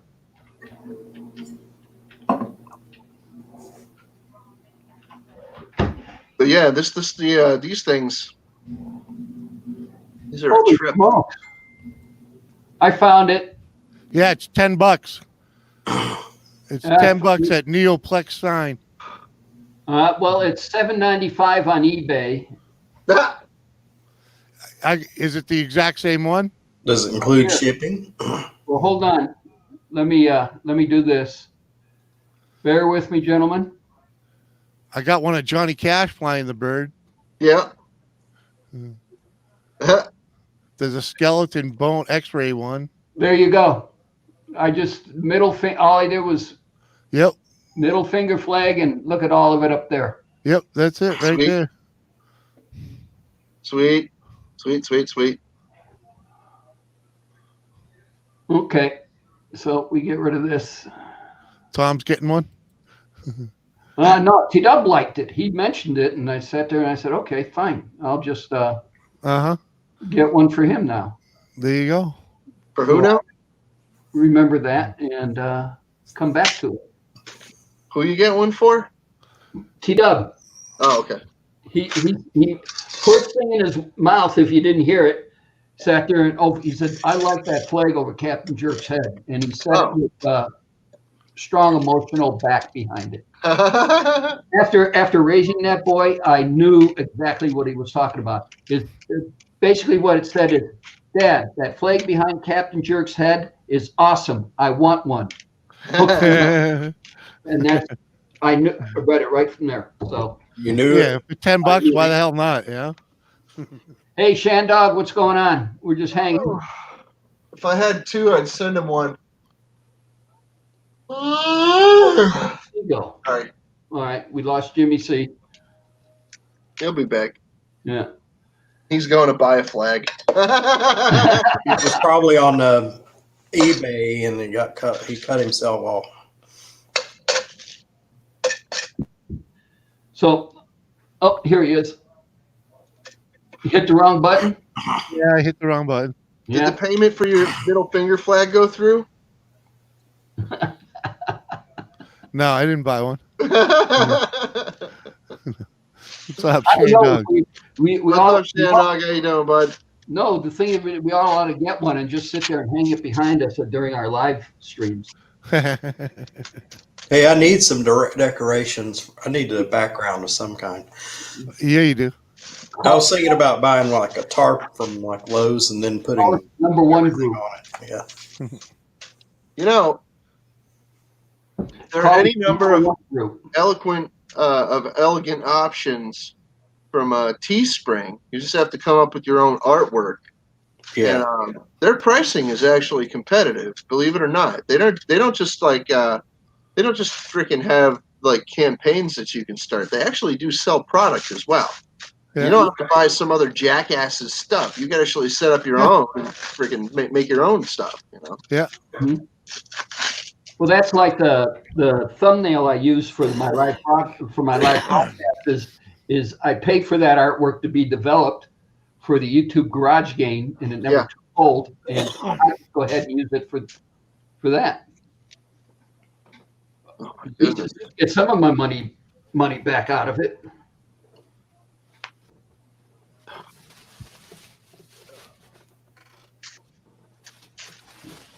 So I checked my Teespring, and the T-shirts that I've ordered for other people, there's been a couple. Neither have been sent out yet. They're still in the printing process. Teesprings takes forever. Well, no, it usually doesn't. But they can. It usually takes like a week, maybe 10 days. Dude, I forgot I ordered your stickers when they showed up. You know? It does take some time. Yeah. But Depends on what it is, though. What was it at the end of March? I sat there and I ordered some mask. Okay. Yeah. Figured it might head this way. Plus, I needed more for the garage. And so I ordered mask and everything. And so turned around and probably about mid-April, I sat there and I said, I don't think that was a credible website, Nance, we went to. She goes, what do you mean? I said, well, I haven't got an email from them. Haven't got my mask. And they sure as hell took my money. And she says, and so I emailed them and they said, we're backed up, everything else with you can figure and all that and everything. Bottom line comes down to it is, it was a scam. They took my money. And I can't, it's been so long, I can't do anything about it now. Ooh, hate that one. Yeah. Yeah. But live and learn. That's when I told her, I sat there and I said, you go to a website, you dig behind that website and make sure it's credible. Uh-huh. I Always. You just don't order it from them. So, but that was the funny thing is when we were in Harbor Freight today, went by the rubber, the gloves and everything. Yeah. And they're selling them now to people, but limited 2 per customer on the boxes. I ordered a set of gloves from Walmart. It was like a bunch of cheaper, like 10 count boxes or 20 count boxes or whatever. Mhm. And they ran out of stock of them, so they sent me a box of 100, and that was like a month ago, when they were like really cracking down on sending people rubber gloves and stuff. Yeah. So, Well, yeah, they still sent them. Well, what I've been looking for them is for Nancy at work. When she goes in at Walmart, she's on the stock team. Yeah. She goes in at night when there's nobody, and they take their temperature, and they give her a mask, and they said the gloves are up to you if you want gloves. And so, but they supply hand sanitizer. So, I mean, Yeah. so she wants gloves. And so what I've been doing is one of the body shop supply houses I've been dealing with is TCP Global.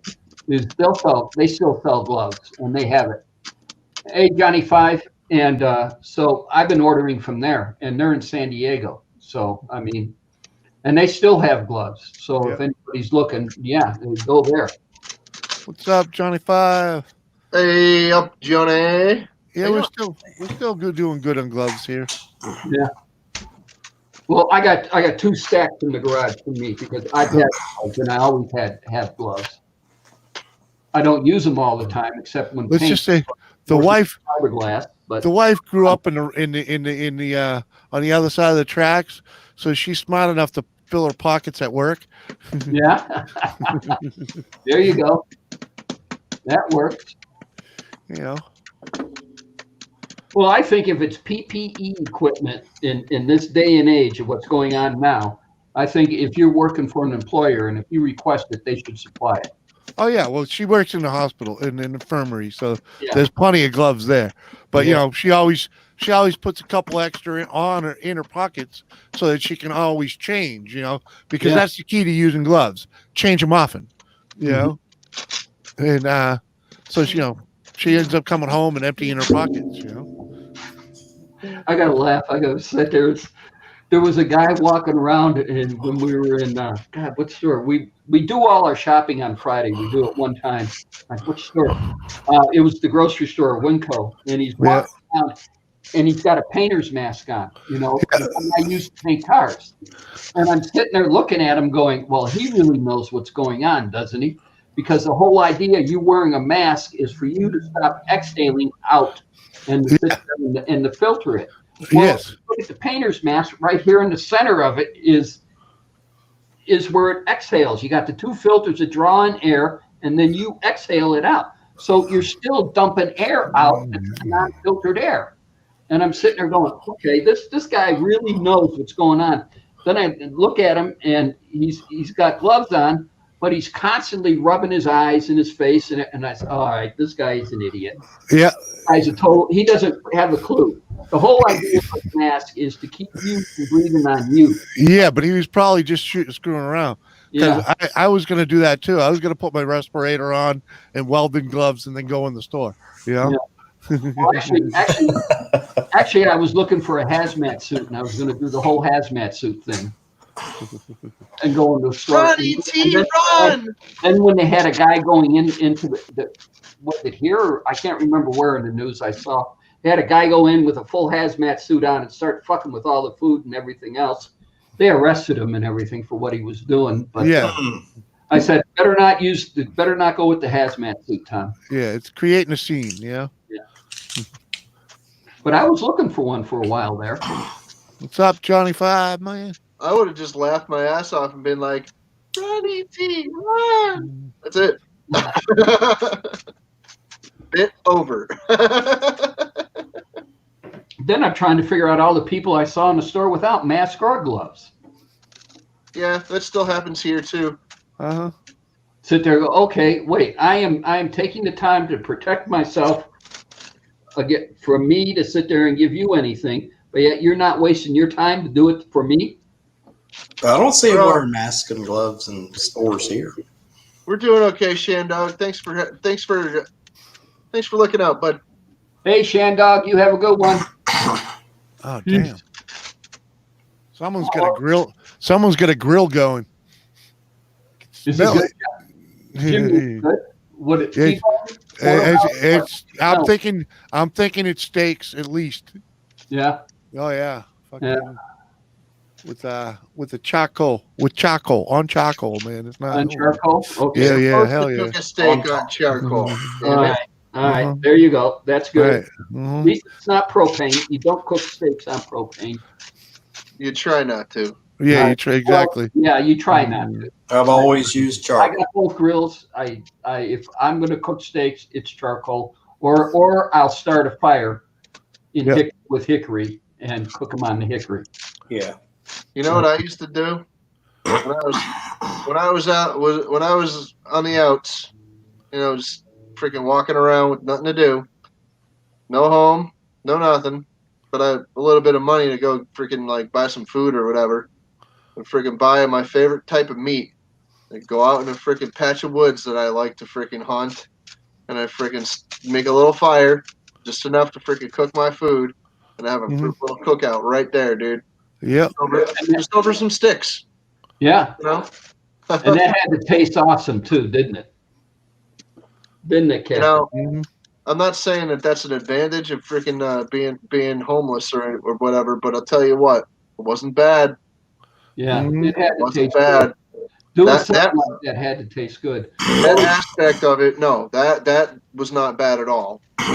But I'll tell you what, being homeless is no good for anybody. Well, yeah, yeah. What's on NTIS? Every time Gibbs sits there and gets a fire going in his fireplace, and he's got that rod with the plate that wheels into the fire. Yeah. All he steak and beer, and he pulls out his pocket knife out of his pocket, and that's how. I said, that's me. That's what. That's it. That's Uh-huh. yeah. Steak This- and beer.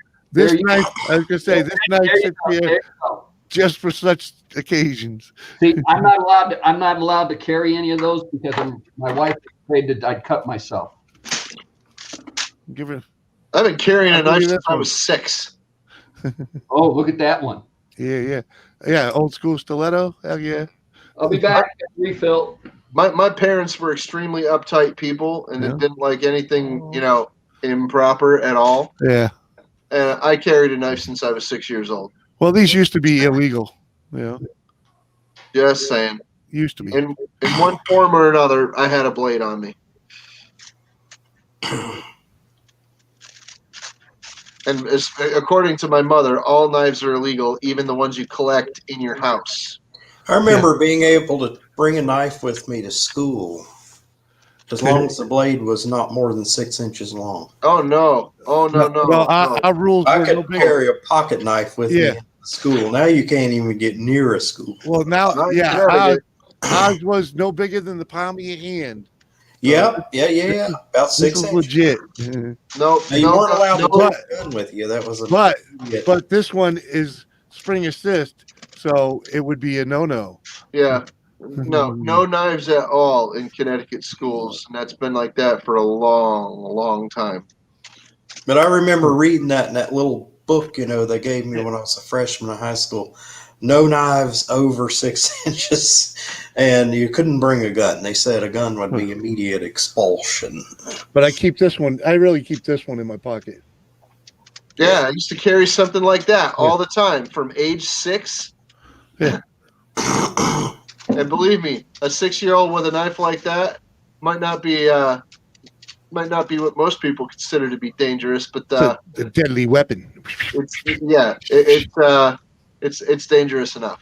Hold on, I got but ones if like you that. just I got little guys like Proper that. way to use the knife. or I'll get the other blade that's even deadlier. Tell you what, dude. By the time I was 7 years old, I knew how to freaking oil knife. I knew how to freaking wet a stone. I knew how to sharpen it, and I knew proper freaking storage procedures. I also knew that it was improper to threaten anybody with it, or freaking use it for anything other than whittling, or freaking like a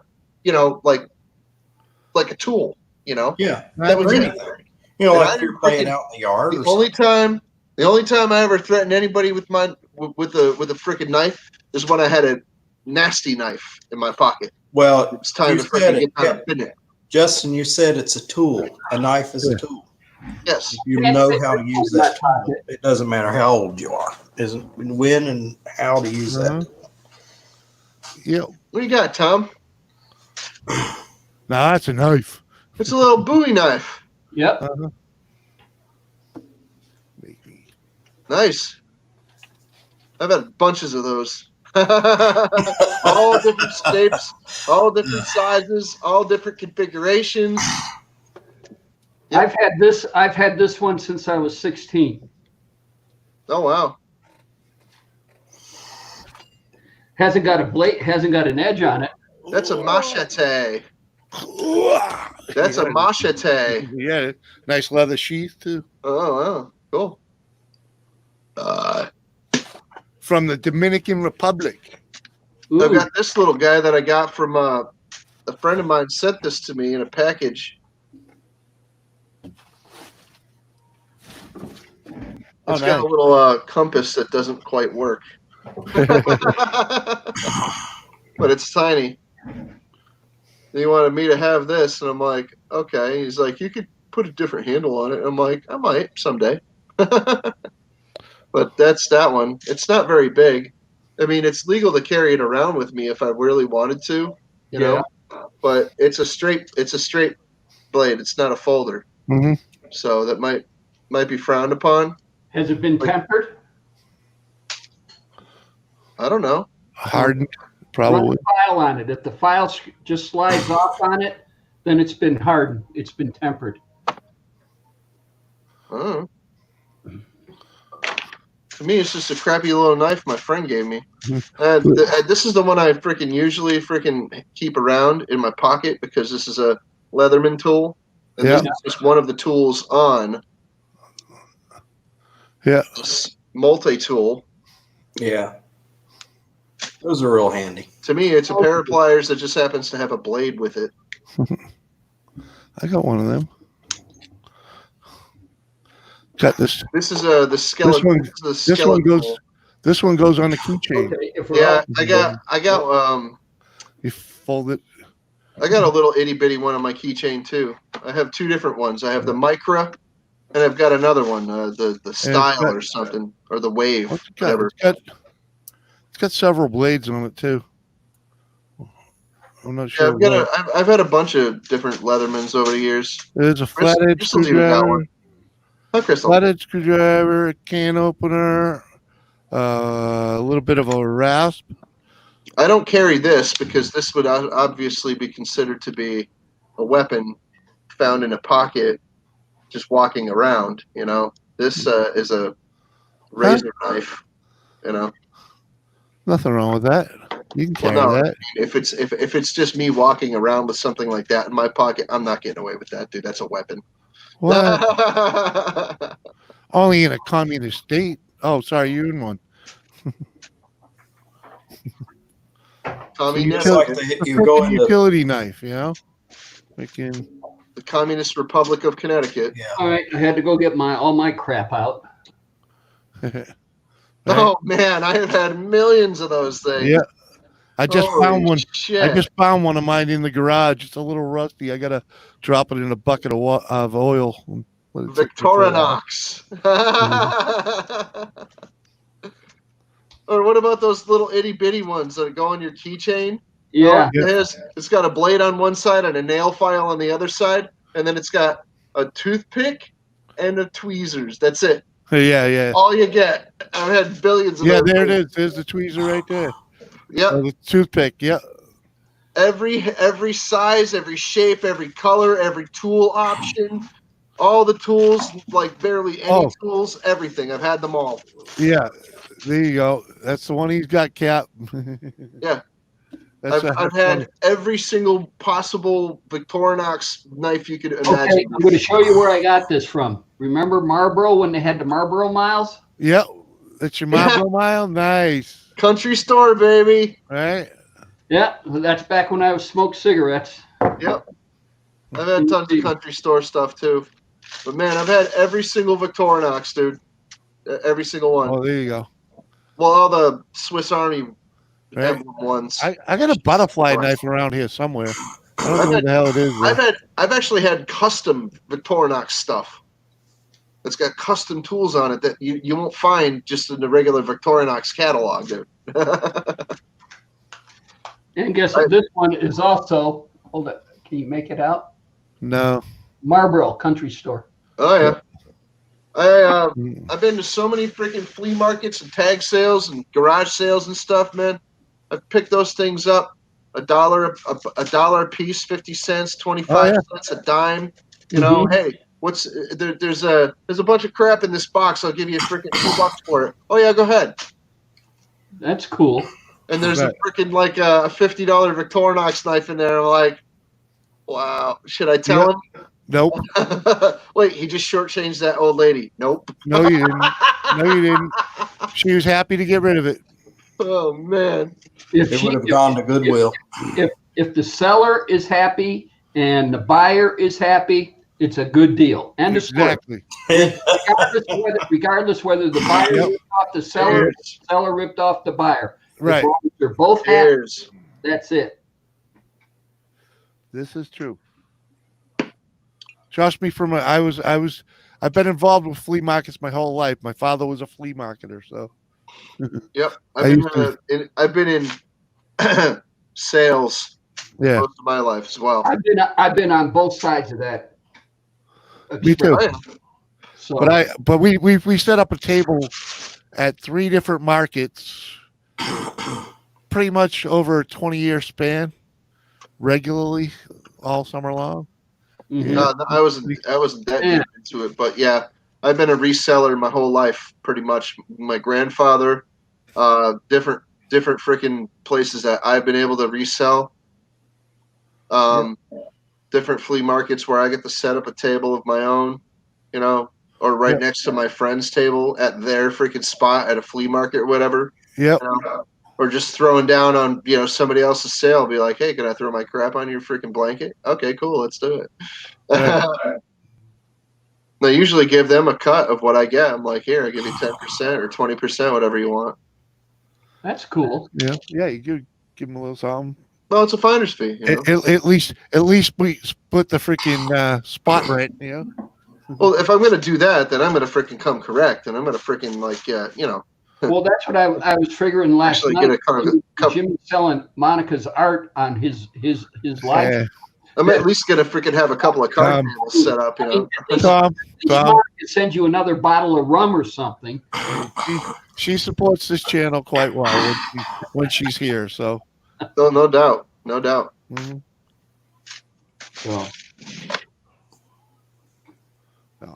So what is it going to be, Captain? A yarmulke. A yarmulke?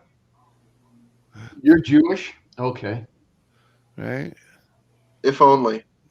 I could shave off my freaking mustache again and just say, L'chaim, until you believe it. Yeah. Now, if you put it on a triangle. You.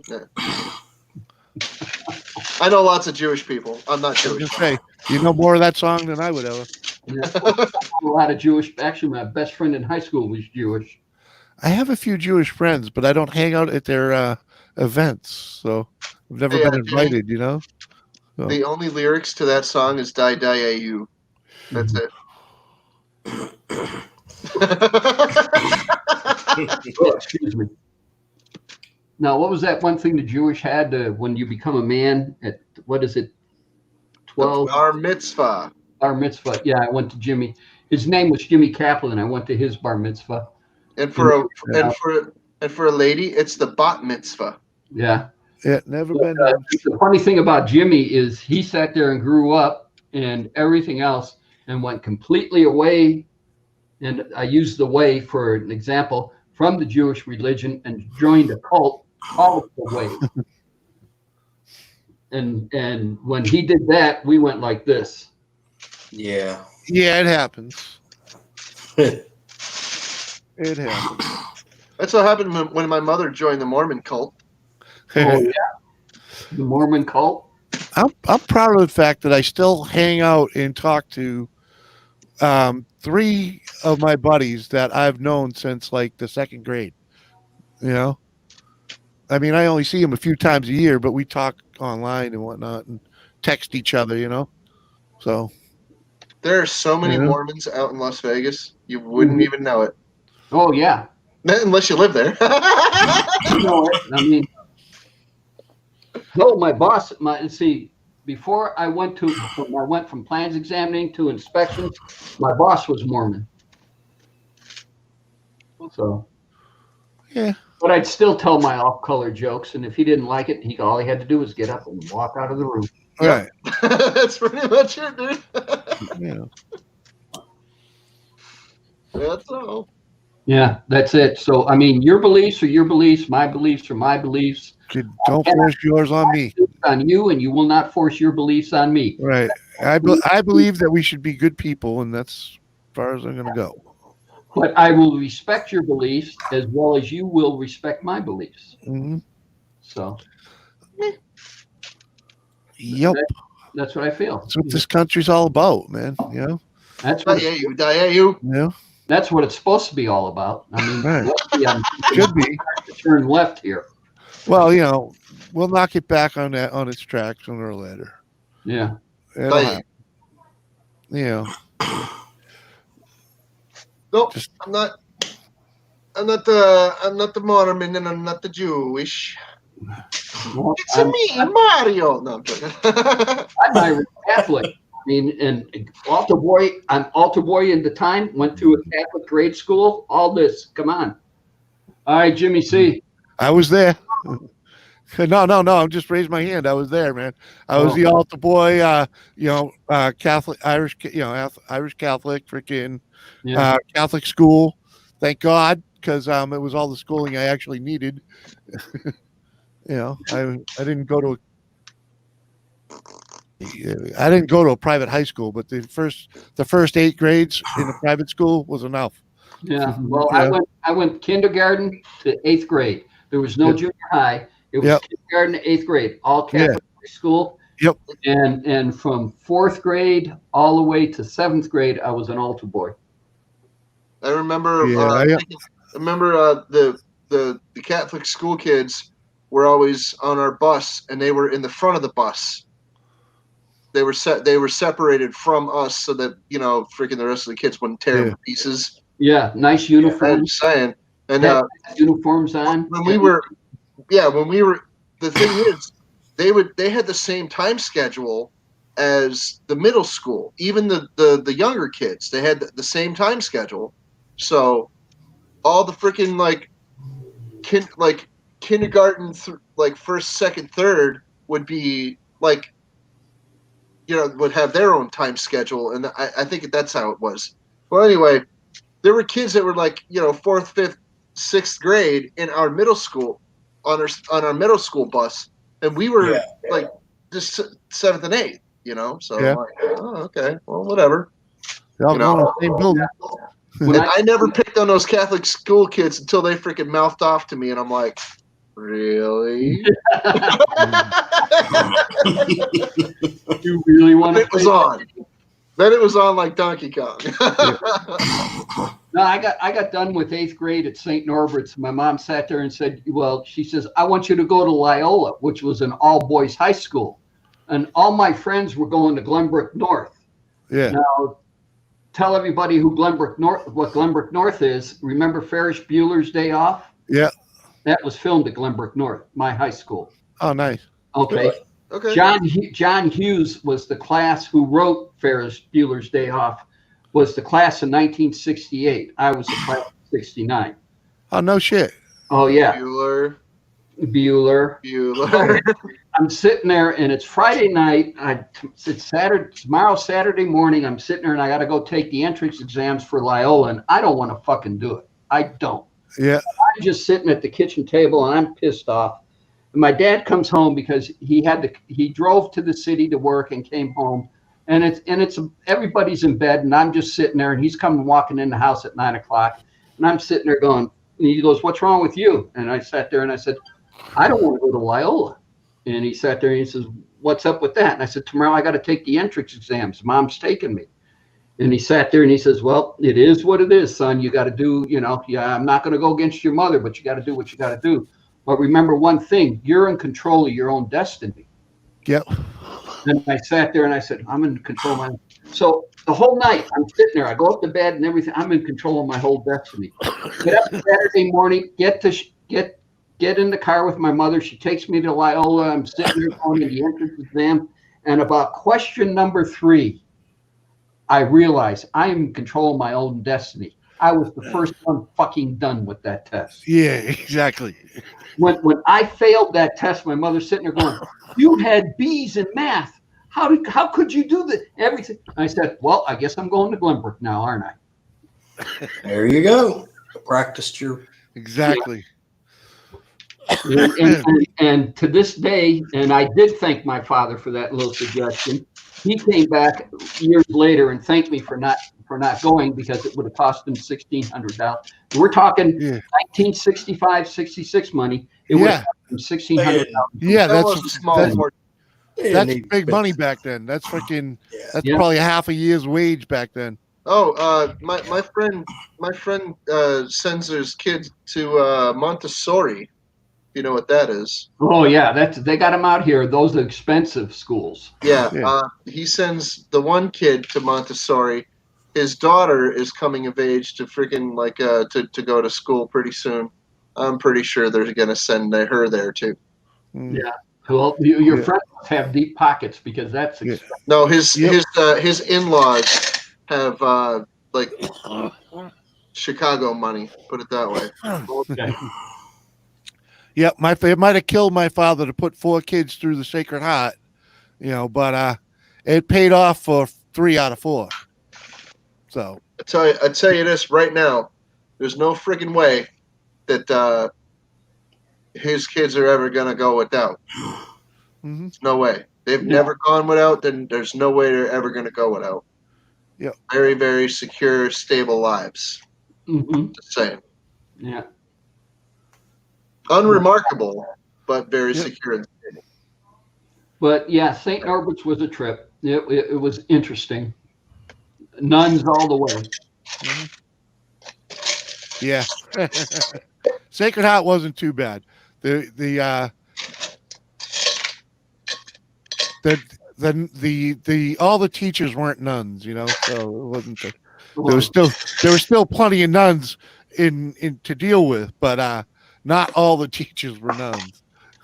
At St. Norbert's, it was nuns. There were nuns all the way from kindergarten to 8th grade. Mm-hmm. And then if I went to Loyola, we ended up with brothers. And with brothers in the Catholic is these were guys studying to be priests. Yes. But not quite made it. And so they had the attitude that they can kick your ass and take names and. Oh yeah. And no, I didn't know. No, they could whip your butt, man. I remember sitting in the office and my father telling the nuns that he's quite happy with them beating me whenever they had to. Mm-hmm. So you remember the rulers that sat there, the 12-inch rulers. You sit there with the holes in it. You put it in your notebook. And one edge was wood and the top edge was metal. Yeah. Well, the nuns in our school would sit there and flip it over to the metal edge, and that's what they'd whack your hands with. Oh yeah. I know. Our nuns liked the yardsticks. They wielded them like Ginsu freaking swords. Whap! They get you from 2 rows over, Yeah. We had one nun in 5th grade who was very accurate with erasers. Extremely fucking accurate. I had one that liked the she really liked to do the cuff on the back of the head. She'd sneak up on you with it too. Oh, I had a teacher that did that. Yeah. I'd be like, "Oh, what'd I get that for?" Because you little bastard, you deserved it from earlier. I don't know if it was punishment. I liked being sent out to beat the erasers. Went out to a brick wall and beat the. But then we got to clean go outside and sit there and pound the erasers, clean the erasers. Yeah. We were lucky. We we just hung out the window and beat him on the brick wall. Yeah. Well, Sometimes. I liked washing the. I don't know if it was punishment. I just like doing it. I like cleaning the. Well, we had it it wasn't punishment. Everybody, we had jobs like, and if you didn't do your job, you get demoted to a lesser job. I thought that was fun doing stuff like that in school. I don't know if it was. Yeah, I would go to the teacher and say, "Yeah, but I want to clean the board.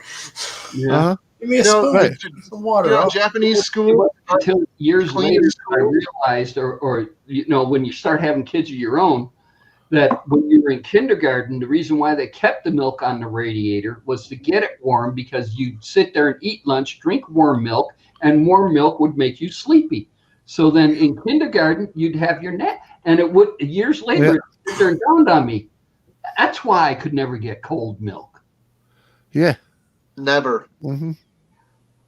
Because they wanted me to go to sleep. Ooh, what's this? Half the time it was spoiled. Yeah. Ah! Who's Fat Slick 70? I don't know. Good to see you, man. Hey, welcome. Hey, How you doing? first time I seen him. Oh, okay. Welcome to the show, Fat Slick. Welcome. We're just shooting the shit.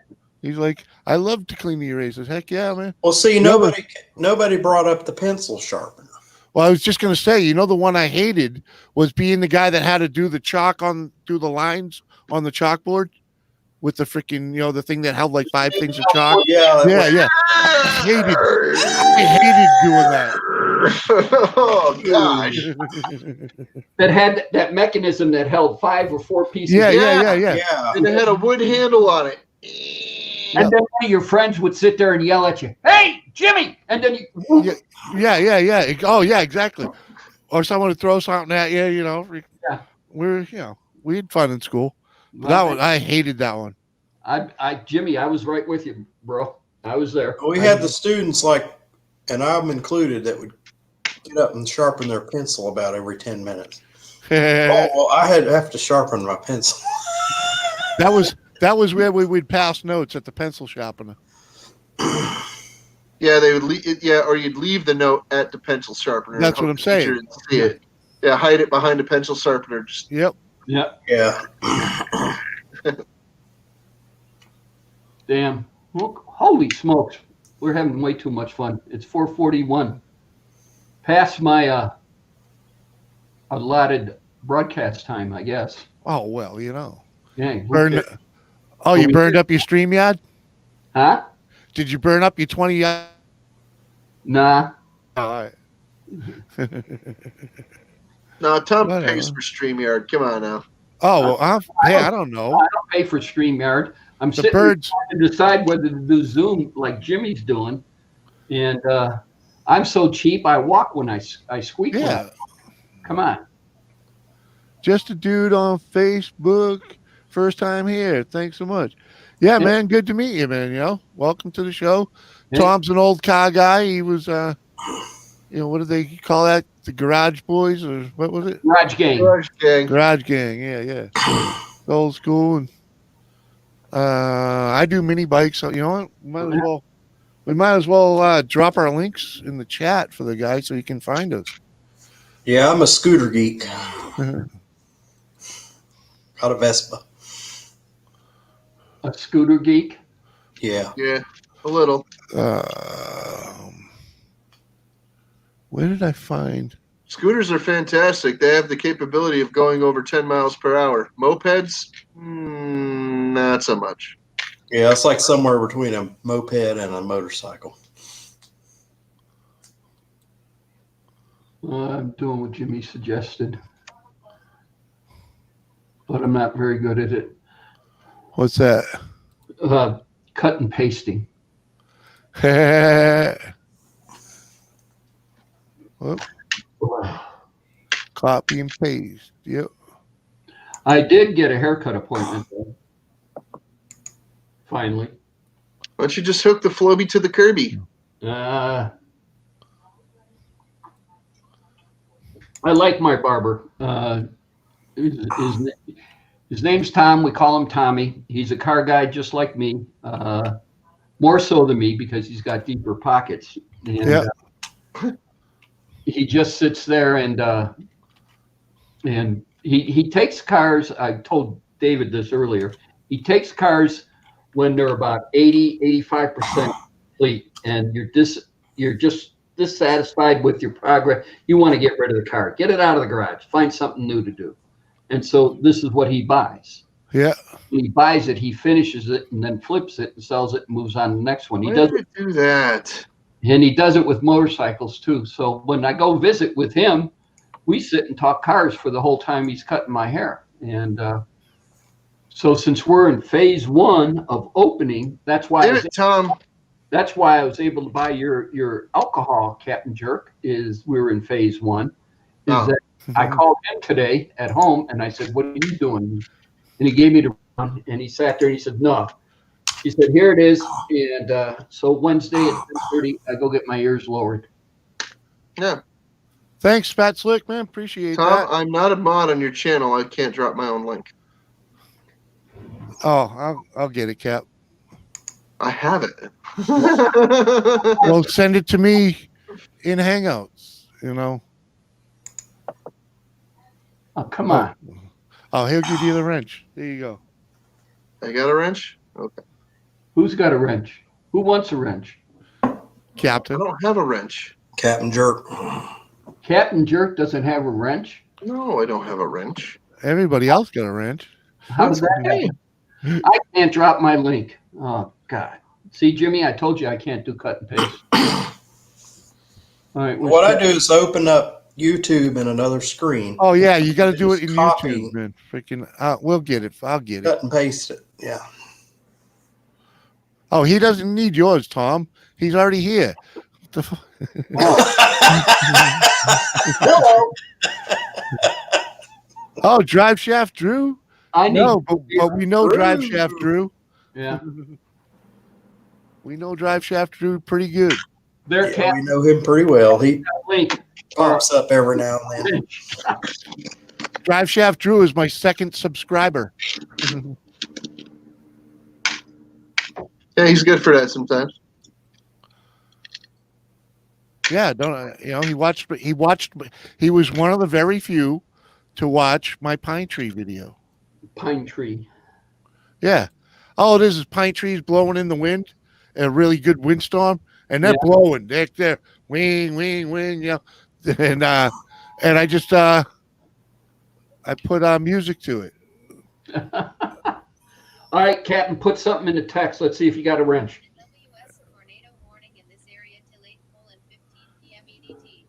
I did. You got a wrench? Yes. Wow. There he goes. All right. Cap, batten Yeah. down the hatches. I know. We got a freaking tornado. Warning. What time's yours? I don't know. They say ours is for 8:15. Oh, I you ignore- guys are in the middle of storms? I just got the alert. Yeah, tornadoes. What? You can't. Yeah, I can't see. What? Yeah, Oh, hold on. supposedly Hold on. there's going to be. Supposedly that we're getting a turnado. Holy smokes. So you got weather coming in, huh? Yeah, here, I'll show you. It look like this.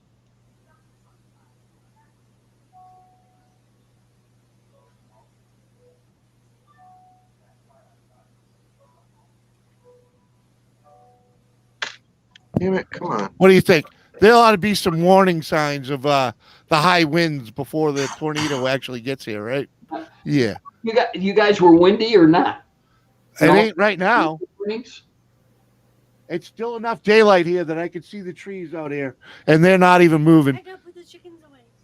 I got all the windows open. There's barely breezy. Go ahead, put them to bed. So you don't have to be out there then. So Well, that's the worst kind. That's the calm before the storm. yeah. But usually, I mean, in Illinois, when we had tornado warnings, usually the sky, it'd be dead calm, but the sky would turn turquoise, sort of like turquoise. Yeah. It's really Yeah. bad for that side of the house. The light will turn on. And I mean, Yeah. the grade school, Yeah, it's gray. the only tornado I was in is it sounded, and it's exactly what everybody says. it sounded like a freight train going through Sometimes. the station. I mean, but it took the gym roof off the grade school at the end of the street, took it off, went over to the park and set it down. Exactly. Just like if a crane did it. And then in the trees that were right there, there were a whole bunch of nails and straw poked in Yeah. it. Is someone in the private chat cannot hear anyone? What is it? I don't know who that was. Yeah. That's the turd NATO. Turd NATO. Uh, All right. yeah, we should see some winds or something picking up before it gets close. Is the sky that color, Jimmy? She says it's dark on the other side of the house, so Okay. and that makes sense because that's the west side. So All right. We had a freaking touchdown. We had a tornado touchdown in our freaking parking lot about a decade ago. Hmm. About 9 years ago. Yeah, something like that. Give or take. she's like, "What should we do?" I'm like, "Nothing." So, If anything, when it comes to Jimmy C, does that mean probably an hour later Captain Jerk sees it? it depends. We're kind of like we're kind of like at the same. We're lined up vertically, pretty much. Okay. The only difference is We're- he's 2 hours south. Yeah, we're So it pretty all much on the depends. same longitude. Yeah. So Well, it all depends on how big the storm is, and Right, yeah. what part of the storm. For us, the most part is if it comes into San Diego and the winds are right, 4 hours later we're going to get rain. Yeah. Yeah. And that's 90% of the time it works. Right. This whole spring, everything's coming down from San Francisco. So Yeah. Well, like I Yeah. tell my Yeah. mom, my mom's 4 hours away. Yeah. I tell her whatever we have, she'll have the next day. Yeah. Oh, really? That far? Unless That there's long? something coming in off of the ocean, off of the Atlantic Ocean. But if it's coming from the south or the west, Yeah. what the weather is like here would be the same there next day. It's funny, yeah, because I have the same thing with Witchy Jackie, because she's in Buffalo, New York, which is on parallel with me longitudinally. Longitudinally. Latitude. The latitude. She's on the same latitude as me, but west. So she about a half a day, depending on the speed of the storm. I'll get what she had the day before. Like half a day before. Jimmy is about an hour, maybe 45 minutes east of me, but he's 2 hours north. Dizzy is he's about parallel with Jimmy, Yeah, but he's an hour north of me. I'm a little more left than you think I am. I think. You're more toward Vermont? Yeah, I'm way closer to Vermont than. Are you really? Okay. Yeah. You might be right above me then. Yeah, I think I am pretty much right above you. What are you around Keene? I'm halfway between Keene and Nashua. Okay. So Let me see. No, that means you're right above Dizzy, like I thought. You're right yeah, above but Worcester. but I'm more to the left. I'm more to the left than to the right. You know what I mean? So You're about like- 20 minutes freaking east and 2 hours north. yeah. So yeah, Dizzy's about a half Yeah. hour to 45 minutes. Well, half 'cause hour to like 35 minutes east of me. if I'm looking at it, are you on the east side of Hartford or west side? I'm on the east side I'm on the border of Hartford County and Tolland County. I can't see counties with the map that I'm doing here, but Well, I'm right between, I'm in a town called Ellington, which is right between East Windsor and Tolland. let me. East Windsor. I can't even see that. It's right below Enfield. Oh, Enfield okay. is on the top of the state. Yeah, okay. I got Enfield. Diagonally, I see Ellington. Okay. southeast. Yeah. So okay, I see where Ellington. I see Ellington now. Yeah, So with the panhandle there. Let me back up from that and go straight up and zoom in. Yeah. We got a tornado watch. I know. if you Crystal? if you go straight up, 4 towns to the right, 4 towns closer to the ocean. Yeah. Than straight up from you. I want to add, it's interesting coming up there to see Dizzy those couple of times. That's a long way. New York is a big state. Yeah, it sure is. It's a massive Compared state. to the size Real of big. all the other states up there, Yeah. New York's like boom, and it's like the same size as Virginia. Virginia's a pretty big state when you look at it. Virginia's massive. Yeah, America is vast. yeah, America's vast. It's a massive. It's like super huge country, and there's still a bunch of countries that are bigger than America. Canada, Russia. yeah. You know, China's slightly bigger than America. Just saying. Well, it's really weird. You could drive for an hour and drive through a whole state, which is it's not like that down here. The states takes you are 2 a lot days to bigger get- down. It takes 2 days to get through Texas. Yeah, Okay, from Las Vegas, you want to go visit the West Coast, 299 miles. well, that's about like from here to the East Coast to the ocean. The ocean's A little bit 200. further if you want to drop down south and go to San Diego. Okay. I So- do want to go to San Diego one of these days. That's on the list. Southern California, I hate, except San Diego. Well, there's this one place in particular. It's like the largest Vespa distributor in the United States. That is the ultimate Vespa scooter shop. If you ever need anything, It's in San Diego? San Diego. The name of the company is Scooter West, Okay. and they don't do just Vespas. They do some other. But if you need, down to the little part, like the little spring that goes in the ignition key lock, they carry it. Okay. It's Now, now hold on. Now I'm going to go a little logic here so somebody can slap me on the side of my head. So Vespa is made in Italy, roughly, right? Yeah, and then they import it to the So US. that's mostly towards the East Coast. So, but David, you need to order parts for your Vespa all the way to the West Coast for a country that is closer to the East Coast. Well, it depends on the part. There's Okay. a place in South Carolina called Scooter Parts Co. that sells them, and then there's a place called AF1 Racing. I don't know where they're based. And then there's another company in Germany. It's called SIP. They sell everything for Vespas, but they have to ship it to you from Germany. So, Holy smokes. no. All right. Only dealt with a Vespa once in my life, and it was interesting, and I got rid of it and brought a motorcycle. It is You don't 60 know how miles. many people who have bought Vespas thinking, oh, I'm going to restore it. I'm going to make it into what it was.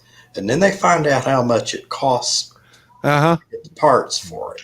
And then they end up either getting sold or just getting stuck back in the garage. Even my friend who's a Vespa guy, he's fixed up.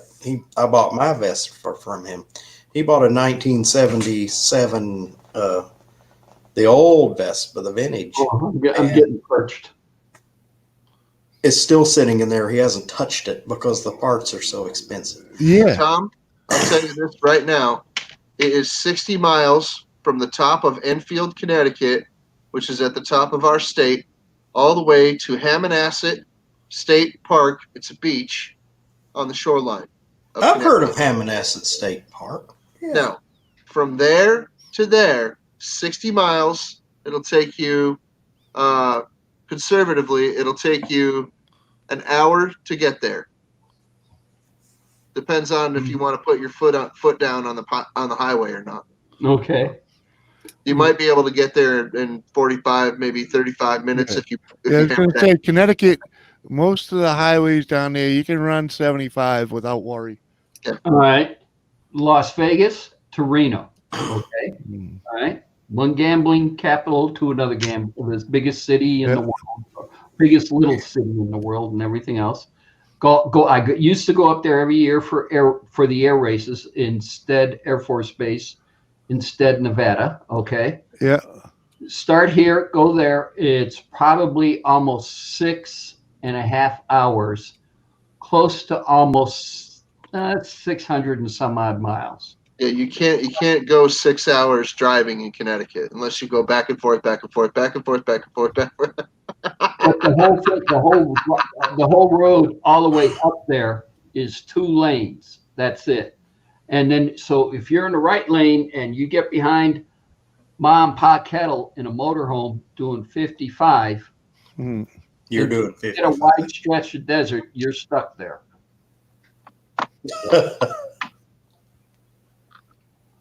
And I say Mom and Pa Kettle because, hey, you're out there in the boonies, you're at a speed limit where it's 70, 75 miles an hour. All righty. Jimmy's getting it. You heard it, huh? Yeah, I heard it. Yeah, that's from north to south in our little freaking rectangle state, our little postage stamp of a state. Yeah. East to west, I don't remember what it is, but that's only north to south, like in the area that like in the northern area from where I am. You know, Enfield, East Windsor, Ellington area. These are the towns that I've lived in over the years. You know, they're fatter areas of the freaking state, north to south. You know, it'd take a little longer. A little. Maybe a few Well, this more is an minutes. experience from somebody kind of coming in from outside. I was sitting at South Station in Boston, which is like a major train station. Yep. And they were calling. I had to wait 3 hours on a daggone train because I had missed a train. And it's like they were calling all these places out that you can go on these trains. And they were like less than an hour away. You could just pick whatever state you wanted to go to, and you would be in another state in an hour. Just weird. I got to take this call. I tell you what. Okay, hold it, Jimmy. I'm gonna end it because it's 5 o'clock and I gotta get stuff done here. All right, go on, guys. All See you All later. right. Well, it was great, Tom. All right. Thank everybody. I want to thank David, Jimmy C, Captain Thank you, Jerk, fellas. everybody in the chat. All right, you guys have a good one, and come see us next Friday. All right. Later. Good night, y'all. Peace out. Bye. Thanks, Tom.